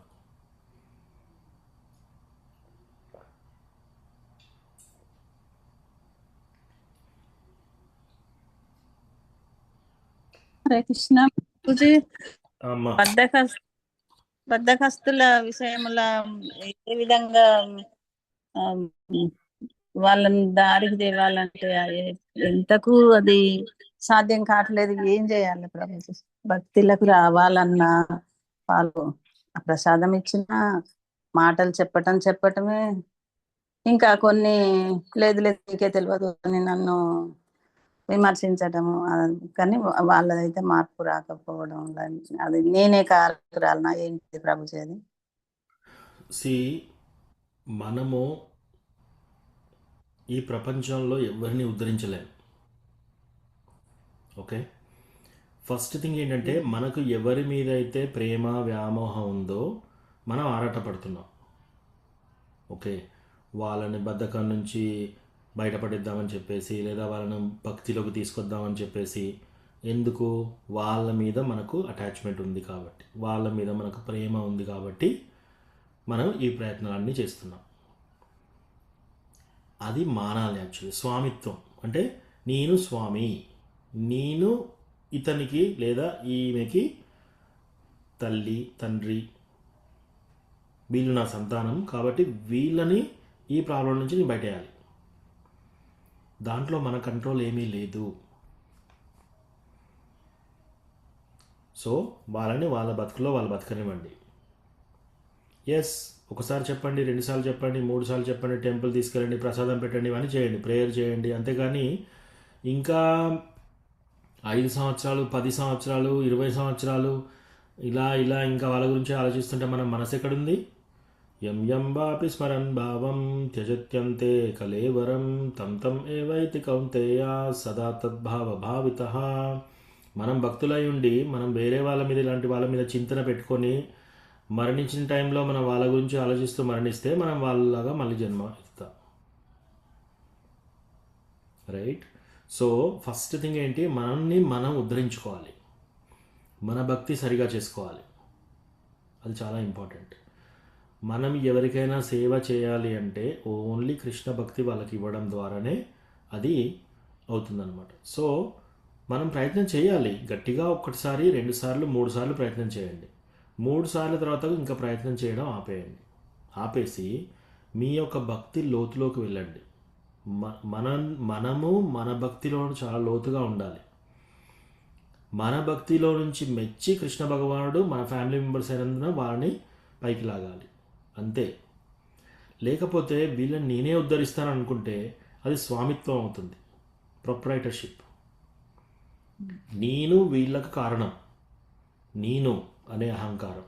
ఎందుకు? వీళ్ళు నా వాళ్ళు అనేది ఏమీ లేదు ఇక్కడ నా వాళ్ళు అంటూ ఎవరు లేరు. ఈ జన్మలో మనకు వీళ్ళు ఫ్యామిలీ మెంబర్స్గా పుట్టారు. పూర్వజన్మలో మన శత్రువులు కూడా మన ఫ్యామిలీ మెంబర్స్గా పుట్టి మనల్ని బాధ పెడుతూ ఉంటారు. సో మనము ఎక్కువగా వ్యామోహం చెందకూడదు. వాళ్ళని వాళ్ళ దారిలో వదిలేయాలి.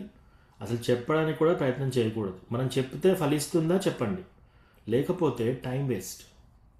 ఇంకోటి ఏంటి, ఎందుకు చెప్తున్నాం? పదే మనం ఎందుకు చెప్తున్నాం అంటే వాళ్ళ మీద మనకు వ్యామోహం ఉంది కాబట్టి, వాళ్ళు మన పిల్లలు కాబట్టి, లేదా వాళ్ళు మన ఫ్యామిలీ మెంబర్స్ కాబట్టి మనం ఈ ఇంట్రెస్ట్ చూపిస్తున్నాం. పక్కింటి వాళ్ళు చెడిపోతుంటే రోజు వెళ్ళి చెప్తున్నారా? పక్కింటి వాళ్ళకి బాగా బద్ధకం ఉంది, రోజు వెళ్ళి చెప్తున్నారా? ఓకే, అట్లా చెప్తాం, వదిలేస్తాం. రైట్. సో ఎందుకు? పక్కింటి వాళ్ళు ఏమైతే ఏంటి, మనకేం పని లేదు. ఎందుకంటే వాళ్ళ మీద మన వ్యామోహం లేదు, వాళ్ళ మీద మనకు స్వామిత్వం లేదు. సో స్వామిత్వం కూడా చాలా డేంజరస్. నేను చేయాలి, నేను వాళ్ళని బాగుపరచాలి అనేది కూడా మనం వదిలేయాలి. ప్రయత్నం చేయండి, 3 ప్రయత్నాలు చేయాలి, గట్టి ప్రయత్నాలు 3 చేయండి. తర్వాత ఎప్పుడైనా టెంపుల్కి వెళ్ళినప్పుడు అట్లా ఒకసారి అడగండి. కానీ మనం ఎట్లా అంటే అంటి ముట్టినట్టు ఉండాలి ఇంకా. రైట్? 3-4 సార్లు చెప్పినా కూడా వాళ్ళు కృష్ణ భక్తి తీసుకోవట్లేదంటే వాళ్ళు మన ఫ్యామిలీ మెంబర్స్ అయినా సరే వాళ్ళని కొంచెం లైట్ తీసుకోవాలి. మనం ప్రేమ వదిలేయమని చెప్పట్లేదు ఇక్కడ. చేసేది చేయండి, భోజనం పెట్టేది భోజనం పెట్టండి. రైట్? ఇచ్చేది ఇవ్వండి. అంతేకాని ఇంకా వాళ్ళని మన మనం వాళ్ళతో ఆలోచించి మన మైండ్ అంతా వాళ్ళతో ఆక్యుపై ఉందనుకోండి, ఇప్పుడు పొద్దున్న లేసి సాయంత్రం వరకు మన ఆరాటం అంతా వాళ్ళ మీద ఉందనుకోండి, సో అది మంచిది కాదు.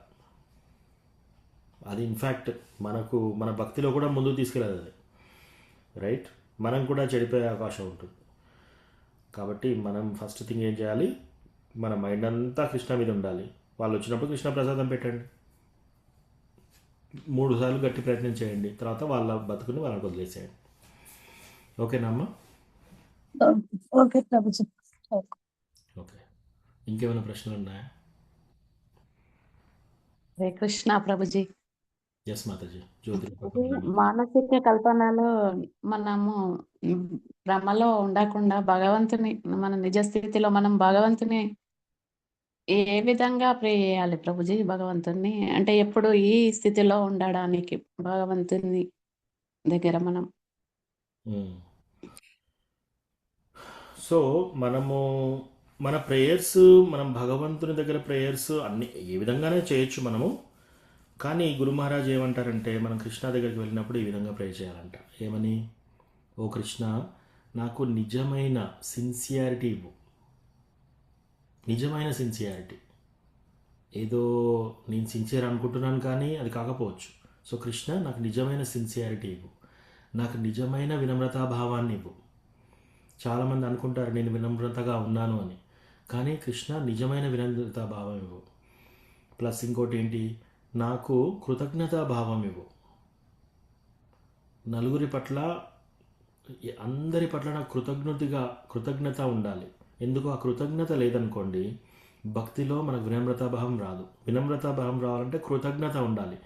మనము కృతజ్ఞత అంటే ఏంటి?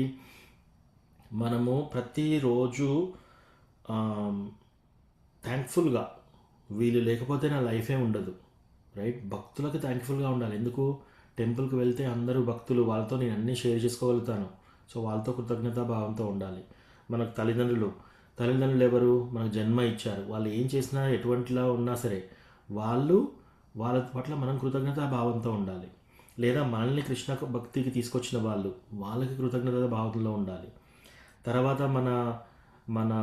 ఈవెన్ మన అన్నదమ్ములు అందరితో కూడా కృతజ్ఞతాభావంతో ఉండాలి. ఇంకోటి, మన కృష్ణకి ఏమని ప్రే చేయాలి? ఓ కృష్ణ, ఫస్ట్ థింగ్ నాకు నిజమైన సిన్సియారిటీ ఇవ్వు, నిజమైన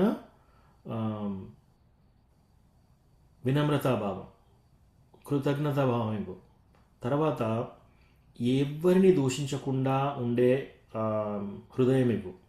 నేను ఎవరిని దూషించకూడదు, ఎస్పెషల్లీ డివోటీస్ని అస్సలు దూషించకూడదు. తర్వాత మీ యొక్క నామం యొక్క రుచి ప్రసాదించు. ప్లస్ మీ యొక్క నామాన్ని నలుగురికి ఇచ్చే అవకాశం నాకు ప్రసాదించండి. సో ఇది మన ప్రేయర్, రైట్? ఇంకోటి, ఇది మీకు సమ్మతమైతే, ఓ కృష్ణ ఇది మీకు ఇష్టమైతే, ఎక్కడైనా సరే మీరు ఏ కోరిక కోరినా కూడా ఫస్ట్ ఇది యాడ్ చేయండి, ఇది మీకు ఇష్టమైతే, రైట్? సో అట్లా చేసి మన ప్రేయర్స్ అలా ఉండాలి. ప్లస్ కృష్ణ, మీకు ఏది ఇష్టమో అది త్వరగా జరగనివ్వండి. నేను మోహంలో ఉన్నానా కొన్నిసార్లు నాకు తెలియట్లేదు. అసలు మనం మోహంలో ఉన్న వాళ్ళకి మోహంలో ఉన్నా అని కూడా తెలియదు. ఈ మోహంలో ఉన్నానని అనే ప్రశ్న అడుగుతున్నామంటే మనం చాలా దాన్ని ఏమనాలి, కృతజ్ఞతగా ఉండాలి. ఎందుకు? మన గురువర్గ అంతా ఇలా చెప్పారు, మనంతరం మీరు మోహంలో ఉన్నారు అని. అది తెలిసింది అంటే అదే పెద్ద గొప్ప విషయం. ఇటువంటి ప్రశ్న అడగడం కూడా మన యొక్క అదృష్టం, రైట్? సో అసలు మోహం అంటే ఏంటో తెలియని వాళ్ళు చాలామంది ఉన్నారు, రైట్? నేను మోహం నుంచి దూరం కావాలి, ఓ కృష్ణ నాకు హెల్ప్ చేయండి. సో ఇట్లా మన ప్రేయర్స్ ఈ విధంగా ఉండాలి. ఇంకోటి, మనము ఎల్లప్పుడూ కృష్ణ గురించి ఆలోచిస్తూ ఈ మోహంలో లేకుండా ఎలా ఉండాలి? అది రెండో ప్రశ్న అడిగారు మీరు. దానికి మనము ABCDE. ఏ అంటే అసోసియేషన్ ఆఫ్ డివోటీస్. మనం భక్తుల సాంగత్యంలో ఉండాలి. ఎందుకు? మీరు భక్తుల సాంగత్యంలో కాకుండా ఎవరితో మాట్లాడినా ఈ టాపిక్స్ ఎవరు మాట్లాడరు. వాళ్ళు మాట్లాడే టాపిక్స్ ఏంటి? మీ ఆస్తులు ఎంత ఉన్నాయి, మీ పిల్లలు ఏం జాబ్ చేస్తున్నారు, ఎంత శాలరీ వస్తుంది, ఎక్కడెక్కడ ప్రాపర్టీస్ కొన్నారు, పెళ్ళిళ్ళు, లేకపోతే విడాకులు, లేకపోతే ప్రాబ్లమ్స్, ఇవే డిస్కస్ చేస్తారు. ఇటువంటి భక్తి రిలేటెడ్ టాపిక్స్ ఎవరు మాట్లాడతారు? ఓన్లీ భక్తులు. కాబట్టి వైష్ణవ సాంగత్యం ఇది ఒకటి.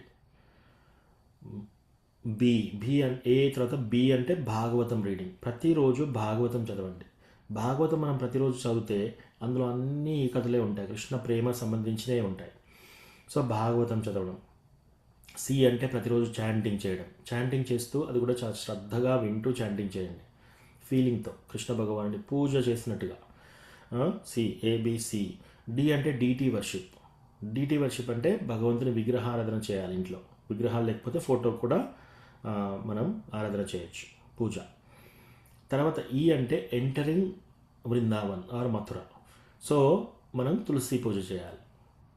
ఈ 5 మీరు ప్రతిరోజు చేయండి. ప్రతిరోజు చేస్తే మోహం నుంచి మనం బయటపడే అవకాశం ఉంటుంది. అట్లీస్ట్ ఇది మోహం, ఇది మోహం కాదు అనేది తెలుస్తుంది మనకి. మళ్ళీ ఇంకోటి, మానసిక కల్పితాలే ప్రతి ఒక్కటి. మనం అనుకునే అన్నీ కూడా మానసిక కల్పితాలే. మనం ఏమనుకుంటున్నాం, ఇది చేస్తే నా ప్రాబ్లం తీరుతుంది, చిన్నప్పటి నుంచి అలా అనుకుంటున్నాం. కానీ అది అయిపోయింది, దాని తర్వాత 10 అయిపోయాయి, తర్వాత 20 అయిపోయాయి, 30, 40 అన్నీ అయిపోయాయి. అయినా ఇంకా మనం అదే స్థితిలో ఉన్నాం. ఎందుకని? అసలు మనం వెళ్ళే దారే తప్పు. ఇక్కడ ఏమనుకుంటున్నాం, మనం సెటిల్ అయిపోయి మనం స్టేబుల్గా చేసుకుందామని ప్రయత్నం చేస్తున్నాం. ఆ స్టెబిలిటీ ఇక్కడ హ్యాపీనెస్ దొరకదు ఇక్కడ. సో మనం దాని గురించి ఆలోచించకూడదు. మనం చేయాల్సింది ఒక పని ఏంటి? కృష్ణ. సో మనము కృష్ణమయం కావాలి. ఎవరైతే కృష్ణ గురించి చెప్తున్నారో వాళ్ళతో తిరగాలి, వాళ్ళతో ఉండాలి. ఎవరైతే కృష్ణ తత్వాన్ని మాట్లాడారో అది ఏంటంటే, మనం డైరెక్ట్గా భక్తి రసంలో సింధులో రాశారు ఇది. అభక్తులతో మనం కలుస్తూ ఉంటే మనం అనుకుంటున్నాం ఏమీ కాదు అని చెప్పేసి. ఏమవుతుంది? అభక్తులతో మనం తిరిగినప్పుడు భక్తి రసామృత సింధు ఏమంటుందంటే, భక్తులు కానటి వంటి వాళ్ళు, ప్రాపంచిక వ్యక్తులతో మీరు కలిస్తే ఎంత డేంజర్ అంటే, ఒక పాముని మన బాడీ చుట్టుకొని ఉండొచ్చట, విష సర్పం, అది ఓకేనంట. ఒక పులిని కౌగిలించుకోవచ్చు అంట. పులిని కౌగిలించుకుంటే పులి దగ్గరికి వెళ్తే చంపేస్తుంది అది కూడా ఓకేనంట. కానీ ఒక ప్రాపంచిక వ్యక్తితో కలిసి కొద్దిసేపు మాట్లాడితే ఇంకా డేంజర్ అంట ఈ రెండింటికంటే. సో భౌతిక విషయాల గురించి మాట్లాడే వాళ్ళతో మనం చాలా దూరంగా ఉండాలి, వాళ్ళు ఎవరైనా సరే. మరి అట్లా అంటే నెక్స్ట్ ప్రశ్న వస్తుంది, మరి సంఘంలో ఉన్నాము, మనందరి చుట్టాలు, ఎటు చూసినా వాళ్ళే ఉన్నారు, డివోటీస్ ఎటు చూస్తే అటు లేరు అంటే, ఫస్ట్ ఆఫ్ ఆల్ మనం దురదృష్టంలో ఉన్నాం. ఏంటి? మన టెంపుల్ దగ్గర ఉండాలి మనం.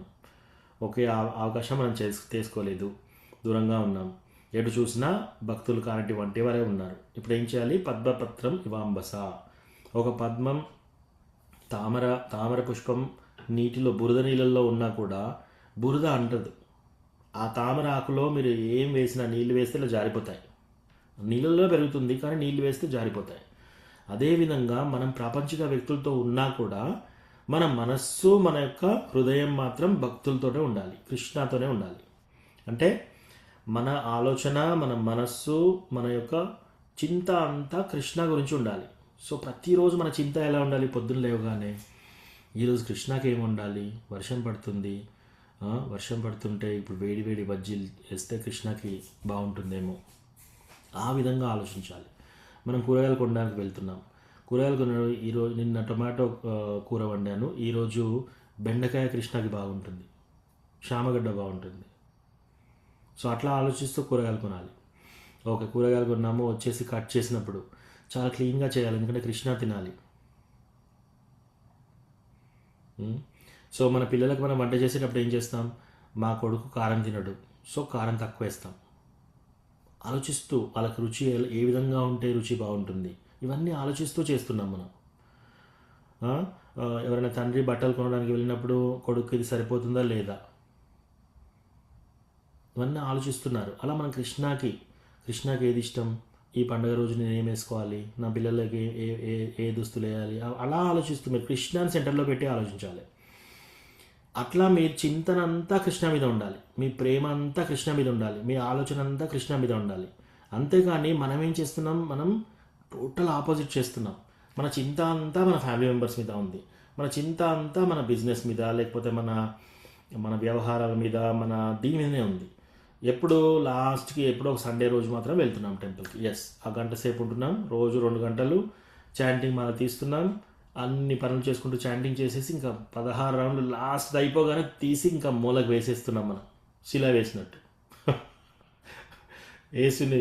ఏసుక్రీస్తుని శిల వేశారు కదా, ఆ విధంగా మన చాటింగ్ పై తీసుకెళ్ళి అక్కడ పెట్టి మళ్ళీ 24 గంటలు ముట్టుకో.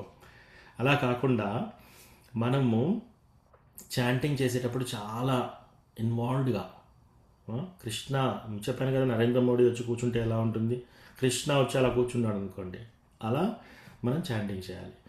మన చింత ఇది ప్రాక్టీస్ చేయాలి. ఇదే సాధనా భక్తి. సాధనా భక్తి అంటే ఏంటంటే ఎవరి గురించి చింత పెట్టుకోకూడదు మనం, ఇంక్లూడింగ్ భార్యాభర్తలు. ఓన్లీ కృష్ణ గురించే. ఒకవేళ భార్యకి భర్తకి ఏమైనా సేవ చేయాలంటే, కృష్ణ నాకు వీళ్ళను భర్తగా ఇచ్చాడు, కృష్ణ నాకు ఈమెను భార్యగా ఇచ్చాడు, ప్లస్ ఆమెను చాలా మంచిగా చూసుకోవాలి నేను, ఎందుకు కృష్ణ ఇచ్చాడు కాబట్టి వాళ్ళని మంచిగా చూసుకోండి, ఆ విధంగా చూసుకోవాలి. అంతేకాని వాళ్ళ మీద చింత కాదు. కృష్ణ వాళ్ళని నాకు ఇచ్చాడు, నా కేర్లో పెట్టాడు కాబట్టి నేను బాగా చూసుకుంటాను వాళ్ళని. సో ఆ విధంగా ఉండాలి మన చింత అంతా. ఇది కృష్ణ చైతన్యం. సో ఇది ప్రాక్టీస్ చేయాలి మనం బాగా. మనం చాలా కుతూహలంగా ఉండాలి. ఇప్పుడు చూసారా, ఎప్పుడన్నా మీరు ఎవరన్నా ఫ్రెండ్స్ వచ్చారనుకోండి, యూజువల్గా ఇంకా ఒక గంట సేపట్లో వెళ్ళి ఫ్రెండ్స్ని అడుగుతా, ఇంట్లో అంతా గొడవలు చేస్తున్నారు వీళ్ళు, నేను వెళ్ళి ఫ్రెండ్స్తో కలుస్తారని వెళ్ళి, ఇంకా ఫ్రెండ్స్తో కలిసినాక అందరి ఏదేదో చర్చించుకుంటూ మా టైం అంతా మర్చిపోతున్నాం. మనం ఆ విధంగా ఉండాలి. ప్రపంచ వ్యక్తులతో వెళ్ళి ఇంకా టెంపుల్కి ఎప్పుడు వెళ్తామా, టెంపుల్లో భక్తులతో కలిసి కీర్తన ఎప్పుడు చేస్తామా, ఆ విధంగా ఉండాలి మన చింతన. సో అట్లా చేసుకుంటే ఇంకా మోహం ఉండే అవకాశమే లేదు. ఓకేనా మాతాజీ, లాంగ్ ఆన్సర్. ప్రభుజీ అన్నీ తెలిసినా చేయలేకపోతున్నాను నేను, సరే అని బాధగా ఉంది ప్రభుజీ, అందుకే అడిగాను. బాధ్యతలు వల్ల నేను అది తీరితే పోతుందేమో అనుకుంటున్నాను, కానీ అది ఏమీ పోవటం లేదు ప్రభుజీ, మీరు చెప్పిన విధంగానే. ఇంకా భక్తి సరిగా చేసుకోవచ్చు అనుకుంటున్నాను, కానీ మీరు అన్నట్టుగా నా చుట్టూ డివోటీస్ లేకపోవడం వల్ల సరిగా చేయలేకపోతున్నాను ప్రభుజీ. ఎస్, ఇది ఏంటంటే మాతాజీ, ఈ ప్రపంచం ఎలాంటిదంటే మీరు ఎక్కడ చేయి పెట్టినా జిగురులాగా పట్టుకుంటుంది. ఎక్కడ మనం చేయి పెట్టినా సరే, మనము నెయ్యిలో చేయి పెడితే ఎలా ఉంటుంది అలా అలా పట్టుకుంటుంది మన చేయికి. మళ్ళీ దాన్ని మనం ఒక సోప్ పెట్టి చాలా కడుక్కోవాలి. ఎక్కడ చేయి పెట్టినా సరే, పెళ్ళిళ్ళ విషయంలో అయినా సరే, పిల్లల విషయంలో అయినా సరే, కోడల విషయంలో అయినా సరే, భర్త భార్య విషయంలో అయినా సరే, ధనం విషయంలో అయినా సరే, ఎక్కడ ప్రపంచంలో ఎక్కడ చేయి పెట్టినా సరే అది అంటుకుంటుంది గట్టిగా. సో మనం చాలా జాగ్రత్తగా ఉండాలి. అంటి ముట్టనట్టు అన్ని వ్యవహారాలు చేయాలి, మంచిగా చేయాలి. మన చింత మాత్రం కృష్ణ మీద ఉండాలి. మా మనుస్మర యుద్ధచ. సో అర్జునుడికి ఏం చెప్పాడు కృష్ణ భగవద్గీతలో? మా మనుస్మర యుద్ధచ, నువ్వు యుద్ధం చేసేటప్పుడు నన్ను స్మరిస్తూ యుద్ధం చేయన్నాడు. యుద్ధం చేసేటప్పుడు ఎంత కేర్ఫుల్గా ఉండాలి. ఒక్క మిస్టేక్ చేశాడు అంటే బాణం వచ్చేస్తుంది, తల తెగిరిపోతుంది. రైట్? మరి యుద్ధంలో ఎంత ఎంత ఫోకస్ ఉండాలి. అప్పుడు కృష్ణ ఏమంటున్నాడు? మా మనుస్మర యుద్ధచ, నన్ను స్మరిస్తూ యుద్ధం చేయి. మరి యుద్ధంలో అలా అన్నప్పుడు వంట చేస్తున్నప్పుడు కూడా మనం కృష్ణాన్ని స్మరిస్తూ వంట చేయాలి.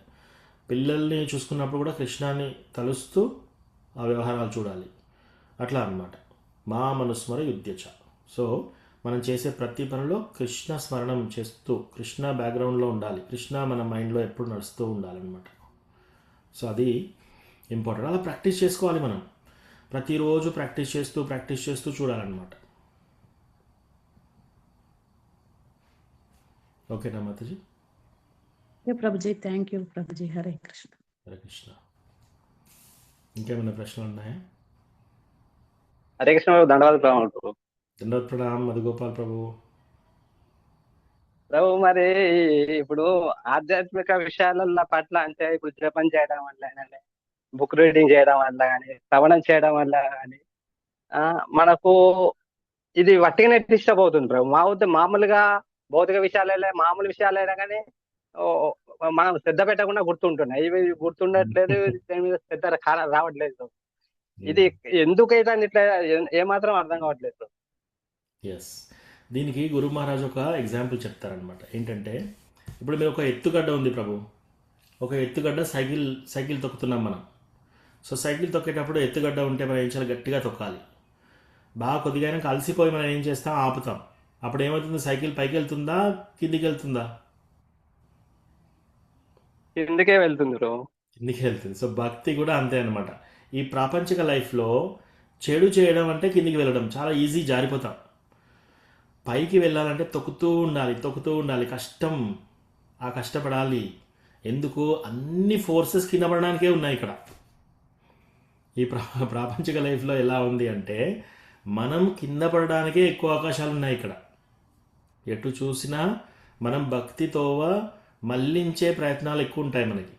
కాబట్టి మనము అప్రమత్తంగా ఉండాలి. సైకిల్ ఎత్తుగడ్డ ఉన్నప్పుడు తొక్కుతూనే ఉండాలి. ఎక్కడైనా ఆగాని అనుకోండి మళ్ళీ కిందికే జారుతాం మనం. సో భక్తి కూడా అలాంటిదన్నమాట. సో మనం భక్తి పైకి వెళ్ళాలి, కృష్ణ కావాలి అన్నప్పుడు మనం అది పెట్టుకోవాలి. ఇది ఒక ఎగ్జాంపుల్. రెండోది, మనకు దేని మీద అయితే వ్యామోహం ఉంటుందో దాని మీద ఈజీగా పెడతాం. ఆ వ్యామోహాన్ని మనం కృష్ణకి మళ్ళించాలి. అందుకని మనం ఏం చేయాలి, మన సాంగత్యం మంచి డివోటీస్తో మన సాంగత్యం పెట్టుకోవాలి. డివోటీస్తో కూర్చున్నప్పుడు కూడా మళ్ళీ మన కోర్స్ ఎప్పుడైనా ప్రాబ్లమ్స్ ఉంటే డివోటీస్తో కూడా డిస్కస్ చేయాలి. కానీ సాధ్యమైనంత వరకు మనం డివోటీస్తో కూర్చున్నప్పుడు కృష్ణ గురించి డిస్కషన్ ఉండాలి, కృష్ణ గురించి చింతన చేయాలి. సో అది ఇంపార్టెంట్. అట్లా అంటే క్వాలిటీ, అప్పుడు మన ఇదవుతుంది. లేదా డైరెక్ట్గా కృష్ణ సేవలో ఉండాలి మనం. మీరు ఆల్రెడీ చేస్తున్నారు కదా ప్రభు, చాలా సేవ చేస్తారు మీరు టెంపుల్లో. బ్రాహ్మణ సేవ చాలా చేస్తారు మీరు, ప్రభుపాద సేవ చేస్తారు, విగ్రహారాధన చేస్తారు. సో అప్పుడు చింతన అంతా డెఫినెట్లీ మీరు పొద్దుగా లేవాలంటే మీరు రాత్రి మీరు మీ యొక్క ఫుడ్ డిన్నర్ కూడా తినకూడదు ఒక్కొక్కసారి, మీరు పొద్దున వెళ్ళి ఆల్టర్లో సేవ చేయాలంటే. సో మీరు ఆల్రెడీ నిన్నటి నుంచే మీ చింతన ఉంటుంది, టెంపుల్కి వెళ్ళాలి రేపు, కాబట్టి ఈరోజు నేను తినకూడదు రాత్రి. ఎప్పుడో మధ్యాహ్నం తినేసి తొందరగా పడుకోవాలి. ఎందుకు, మళ్ళీ 3ంటికి లేచి వెళ్ళి అవి విగ్రహారాధన చేయాలి కాబట్టి. సో ఎస్, అది ఉంది. అది లేకపోతే మీరు అటువంటి సేవలు చేయలేరు. సో అవే అట్లా ఇంప్రూవ్ చేసుకోవాలి. మన చింతన అంతా కృష్ణ మీద ఎక్కువ పెట్టుకోవాలన్నమాట. సో అట్లీస్ట్ ఈ విషయం తెలుసుకోవాలి మనం. తెలుసుకొని మనం దేని వైపు ఎక్కువ ఆలోచన పెట్టాలి, ఈ ప్రాపంచిక వ్యవహారాల మీద ఎక్కువ పెట్టకూడదు, కృష్ణ మీద పెట్టాలి. గురు మహారాజ్, కృష్ణ, భగవంతుని భక్తి సేవ, వైష్ణవులు. ఈ ప్రపంచంలో గురు మహారాజ్ చెప్పిన వర్డ్స్, ఈ ప్రపంచంలో మనకి కృష్ణ భగవానుడు, వైష్ణవులు తప్ప ఇంకా ఏది అక్కడికి లేదు అసలు. ఇక్కడ యూజ్లెస్, ఓన్లీ కృష్ణ, వైష్ణవులు. ఇది తప్ప అసలు ఈ ప్రపంచంలో ఇంకా మీనింగ్ వేరే దేనికి లేదు ఇంకా. సో మనం ఇంకా వీటి మీద మనం పెడుతున్నాం టైం అంటే మనము టైం వేస్ట్ చేసుకుంటున్నాం. ఓకేనా ప్రభు? ఓకే బాబు, చాలా బాగుంది బ్రో. ఇలా క్లాస్ చాలా బ్యూటిఫుల్ గా ఉంది. చాలా ధన్యవాదాలు బ్రో. కానీ నేను ఎంత చేద్దామన్నా కానీ ఇదే డిస్టర్బ్ అవుతాం. ఈ మెయిన్ గా ఈ 3-4 విషయాల మీద చాలా ఎంత శ్రద్ధ పెట్టినా కానీ రావట్లేదు. ఎస్ ప్రభు. ఒకటి 2 విషయాలు. అదే ఒకటేంటంటే మన వ్యామోహం దేని మీద ఉందని తెలుస్తుంది. రెండోది, మనం సైకిల్ ఎక్కినప్పుడు ఎత్తుగడ ఎక్కుతున్నప్పుడు మనం గట్టిగా తొక్కాలి. సో అట్లాగా మనం భక్తిలో ముందుకు వెళ్తూ ఉండాలి. ఎక్కడన్నా ఆపామంటే మళ్ళీ జారి పోతాం, కిందికి వెళ్తాం. సో అది తెలుసుకోవాలి. Thank you Prabhu. ఎస్ విజయ మాతాజీ. హరే కృష్ణ ప్రభుజీ, మాలోని లోపాలను సరిదిద్దుకునే అవకాశం ఉన్నది ఈరోజు క్లాస్ ప్రభు. చాలా బాగుంది. Thank you Mataji.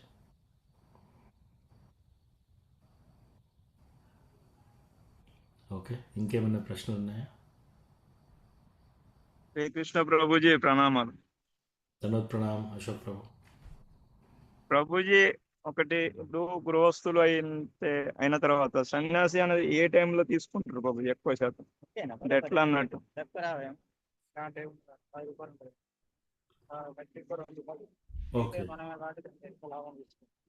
ఓకే ఇది ప్రభు, ఒక్క మీ బ్యాక్గ్రౌండ్ వాయిస్ వస్తుంది ప్రభు, మీరు మ్యూట్లో ఉండండి.